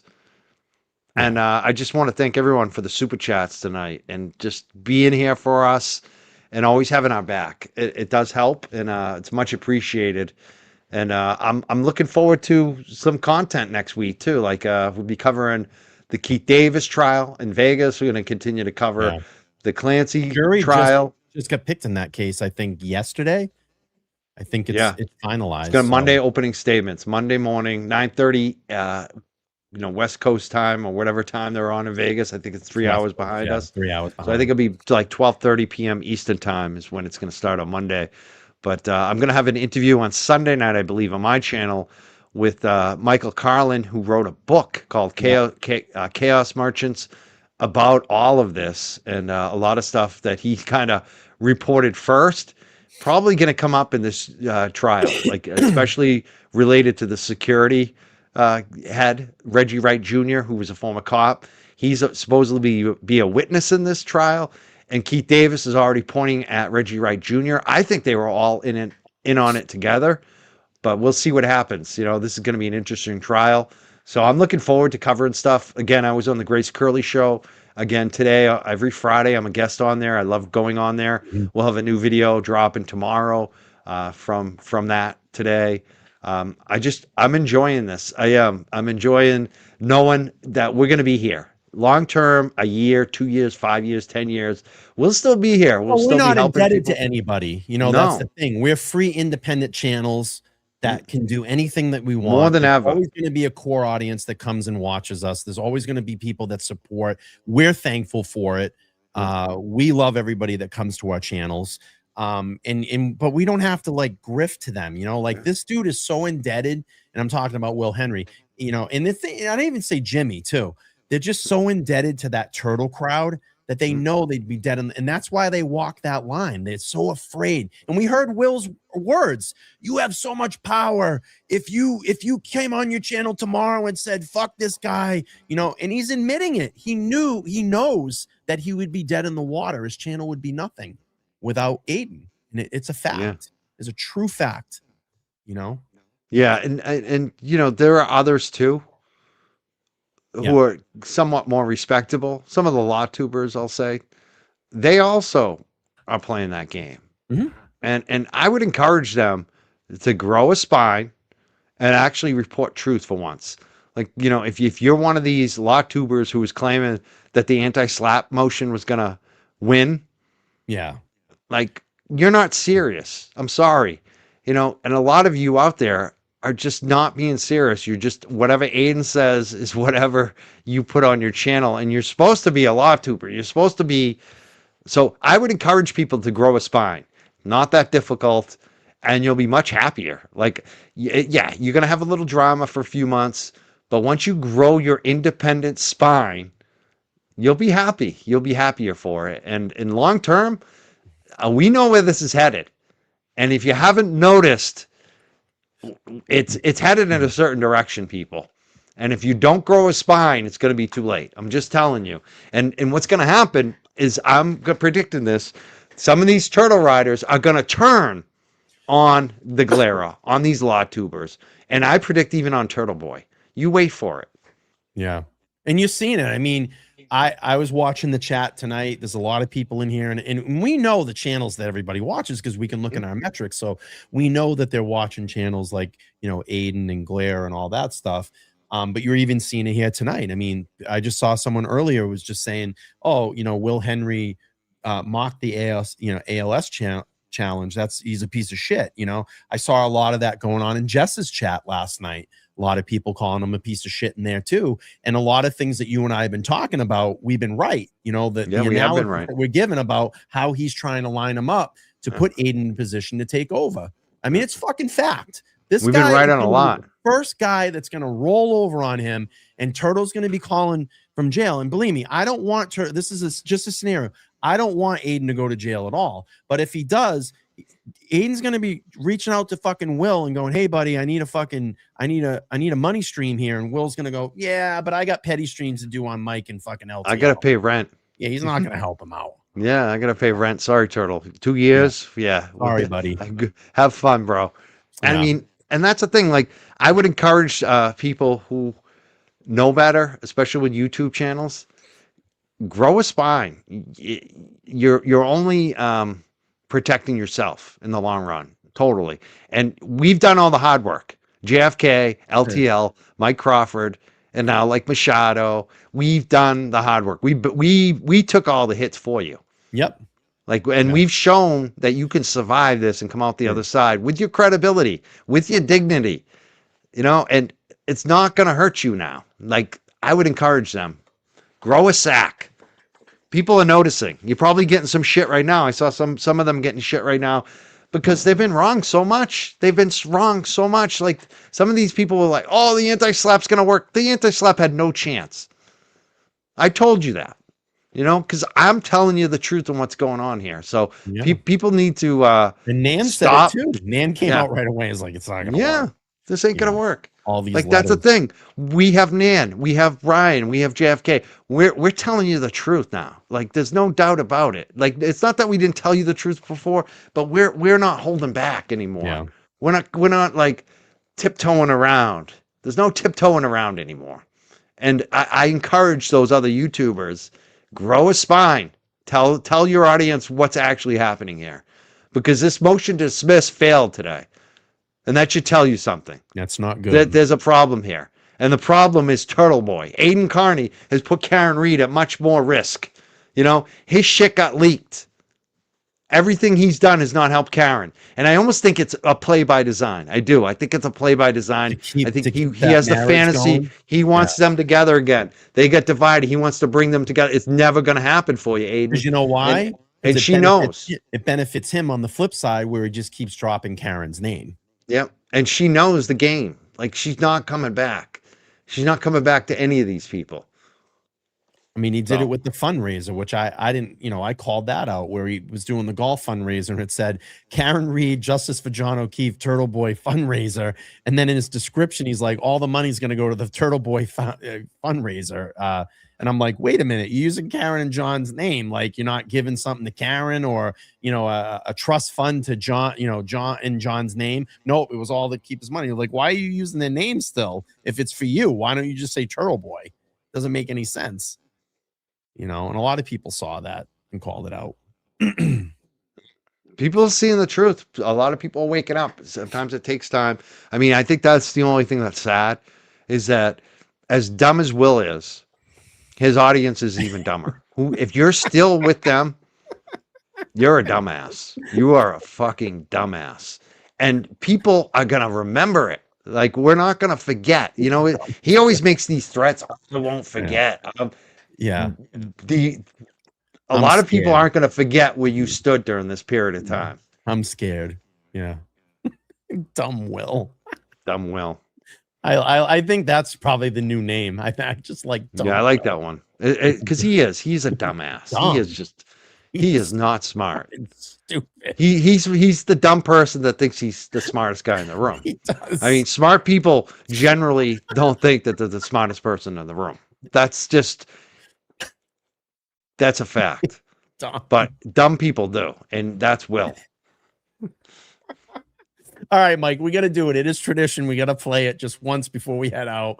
Let's watch this. Hanging on by the airplane. He was so mad, right? He was so mad. He wanted a link so bad, right? Like, he wanted a link so bad. He was like a little pussy, right? Like a little pussy cat. This was him, right? Was this the Glera? Is this the Glera right here, guys? Is this him? Is this the real Glera? Let me see. Is that him right there? Oh, shit. Glera, you got on my damn. Glera, you got on my t-shirt? Hold on. God damn. This is him. Hold on. No way. Hold on. Glera, is that you? Give me a link. Give me a link. I want to get on the plane. Can I come up 39,000 with you guys? Will you play some music, JFK? So I could dance like a fucking clown with my Jordans? With my Mexicano? What do they call? Juan ones? What you call them? Can I get on the plane with the long gamers? Hey, get on the wing. Come on, jump on, Glera. Come on, pussy kitty. Come on, Glera. Get on the plane. No, you can't get a link. Glera. God damn! God, shit, Clara! Clara! God hey, damn. I love your shirt, Clara. Oh, I love you, buddy. Is that you? Hey, Clara, what up, bro? Hey, Clara, you want to get on? Oh, Clara, get on. Clara, hold on tight. Hold on, buddy. Hold on. Hold on. You can get on. Clara, come on. Hold on. Oh, shit, Clara! Jesus. You can't get to God damn, Clara.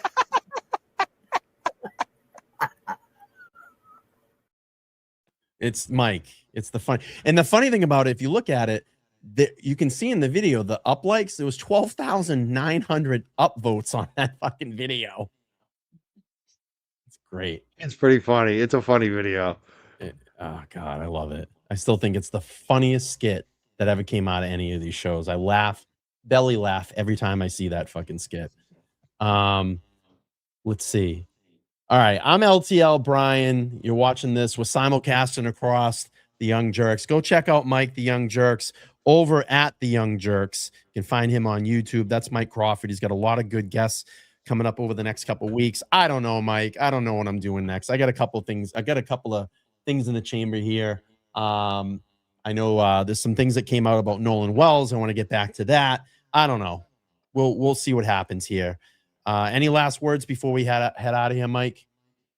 Have a great weekend, Brian. You deserve it. You work hard.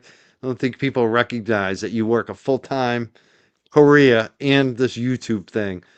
You're a hard worker, and I appreciate you immensely as a friend and as a YouTuber. And I love being on your channel, and that we can both stream it together. And I love the audience; they enjoy it too. So thank you everybody for being here. All our mods as well. I saw a couple trolls tonight, Yeah. so I want to thank all of our mods like Ruthie and Sarah, and we have some great mods. Mary, I saw Natalie, Mary. yeah. Ruthie's great. She's always here.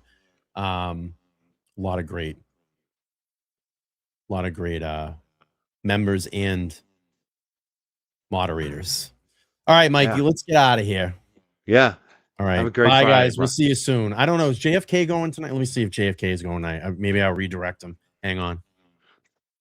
I mean, no, He might be I can away. I redirect think it. he's got some stuff going on. Yeah, he posted a video the other day of him with 2 Chainz. Like a major Oh, he is hip hop. going live. 10:25 Yeah. tonight. I'm gonna What time? redirect everything. 10:25. I'm gonna redirect. Hang on. Let me set that up before we get out of here. I want to redirect to JFK. So what will happen is when this stream ends, just stay here. It'll send you to JFK, and then you can just set your reminder. Let me see. Yeah, I'm gonna do the same thing on my stream if I can get Yeah. it done before we. Yeah. No, I'll wait. I'll wait. Do your thing. It just takes me a minute. Of course. Take your time. I got plenty of fucking time. I can play videos, hang Yeah, out. no, it won't take me that long. But Yeah, it's yeah, just yeah. I still have all my screens open from earlier today when I was on the Grace Curley show. Right. It's funny because I have to have like 10 screens up. Yeah, we already got limited ad earnings tonight. I don't know what's going on. They whacked us already. What did we do? Might be the Shanae song, but you and I know how to take care of it. No, but it's advertising friendly content guidelines. Something we did tonight they didn't like. Well, Henry. They whacked us tonight, but that's all right because you know why? I We got all made the my super goal. chats. The I super need chats. one more to hit my goal. It'd be great if I hit that before I get out of here. Just Yeah, I didn't even put up a goal, but I appreciate the super chats because we're not making any ad money tonight. It looks like. Yeah, it's all right. 200 joules. There we go. I got the redirect. Let's find JFK. Born Dead. 200 joules over on the Young Jerks. Thank you. She said jamming. See, Love I that. love it. They're hooking us up. Lot Talker says we do enjoy you both together. I have a lot of fun with Mike. I always told him we should do like a weekly show. We're trying to do a weekly show. And we kind of have been. I mean, I think I've done more shows with you than I've done solo lately, which is good. It's good. We bounce off each other well. It's perfect. I like it. I like when you host too. It's easier for you. No, I'm just kidding. Yeah. I mean, I'm knocking over cameras. They laughed tonight. They were like, at least he didn't mute himself, but we didn't have knocking over the camera on the. All right, I hit my goal. Thank you, Hello Kitty. 1,000 joules. Mine ended a couple Wow, minutes that's a ago. big one. We got to That's the GOAT trophy. You got the GOAT trophy. Appreciate that. I don't think I've ever seen that one. I haven't seen that one either. The GOAT. You got the GOAT. You're like I'm definitely Brady. not the GOAT, but Brady's the GOAT. Brady's definitely the fucking GOAT. Hey, I got a question for you. We were talking about this at work today. All right. And Sarah, thank you so much for the 10 joules on Mike's channel. Hey, all right. So Mike, you get any tickets handed to you. Okay. Celtics, Red Sox, Patriots, Bruins, finals, final game, World Series, whatever it is. Okay. What fucking team are you going to see? What team are you going to see? Red Sox, Bruins, Celtics, Patriots. It's the fucking either the Super Bowl or the 7th game of the fucking series. Who are you going to see? This is It would probably be the Red Sox just Yeah. because I love Fenway and I know what it's like in the fall when you're in the the playoffs. Oh, yeah. Baseball is kind of chill and boring during the summer, but then you get in those playoff games and it gets very intense, especially in Boston for the Red Sox. So it'd probably be the Red Sox, but I don't know, maybe the Patriots. I've been to a lot of Patriots games. My grandfather used to have season tickets, section 224. And my uncle still has them. I think my brother might still have them, but maybe go to the Patriots because that would be huge too. Like those playoff games, I've been to a few of them. like that place gets electric too. Like, so it'd either be Patriots or Red Sox, but it'd probably be the Red Sox, honestly. Here's the thing: you can only pick one. I said Red Sox because I'd say Red Sox. Baseball. I would probably pick the Red Sox because I've never been to like the playoffs, and I just know how intense it gets. It would probably be the Red Sox. Yeah. But Patriots probably be second place, I guess. That was a fun thing we were talking about, and then we were talking about like, what sport is the best? Well, baseball, wrestling is slow. Yeah, wrestling. Baseball. Wait, let's see. Colin says, "No way, Mike. My grandfather had season tickets to the Patriots as well, and my uncle now owns." And I have still never been to a Pats game. Why don't they like even the preseason? Usually they're trying to give away the preseason tickets. Yeah, you get to preseason games. Yeah, I mean you gotta. They don't hook you up. I know. I used to get hooked up a lot, but for me, they don't ask me to go anymore because I kind of turn them down a bunch of times because the thing about the Patriots. And that's the reason I think I like the Red Sox too. And I used to live in Cambridge. I used to just walk across the bridge to go to Red Sox games. That was the best thing ever. You could walk home. Yeah. That was like amazing. But the thing about the Patriots, it's such like a full day. Like you got to get out there, tailgate at 10 a.m. The game might not start till 5, if it's a night game or whatever, or 8. But you're there all day. And then after the game, you're sitting in the parking lot. You get home at it's a long friggin' day. So that's why I generally don't go to Patriots games anymore. It's just too much. It's just like it's a full-time job going to those games. And, where Red Sox is fun. I just think the Red Sox is a little more fun, honestly, especially the playoffs. I like October baseball. Playoff hockey is fucking awesome. The energy during playoff hockey is unbelievable. I remember my dad like taking me to games at the Garden back in the day and seeing the Celtics and the Bruins, during those times, and it was fucking. Remember when they used to smoke in the arenas? Yeah, the Celtics games. That second level, go home and you'd be. Oh yeah, it'd be so much smoke in the place from the cigars because of Red Auerbach. Yeah, everyone was smoking cigars back in the day. And if you sat up on that second level, you could fucking lean over. You know what I mean? It was like a fog. It really wasn't an upper deck. It was like a fog too. It was like, and back in the day when you go to the concerts, oh my god. Yeah, the fucking old. It's so different now. It's so different. Like the no smoking thing. It definitely changes the environment. It's funny. Everyone still gets hammered though. Oh, big time. Yeah. And the weed. Oh yeah. And he pulls their weed out. But no, the old fucking Garden. It's crazy. Memories, Mike. Memories. Do you know when they took down the Garden? Remember they had a monkey runner. They had a monkey running around the rafters. Yep. Did you ever hear about that? From the circus. Some of the monkeys got out from the circus and were living inside the old Garden. No shit. Yeah. See, that's what I mean. That old second level, you could fucking look over. Oh, that was amazing. First level. Yeah. Yep. The old barn. Look at that when they tore it down. It was like, and they built it literally right next to the old spot. Yep. Huh. Memories. Corner of my mind. But anyway. But hey, Will Henry's fucking Boston. I mean, he's the most Boston guy. He wants JFJ to check in with him. So yeah. All right, Mikey, let's get the fuck out of here. Have a good night, everybody. Thank you so much for the support. We love you guys and gals. Thanks for checking us out. We'll be back soon. Take care, guys. Peace.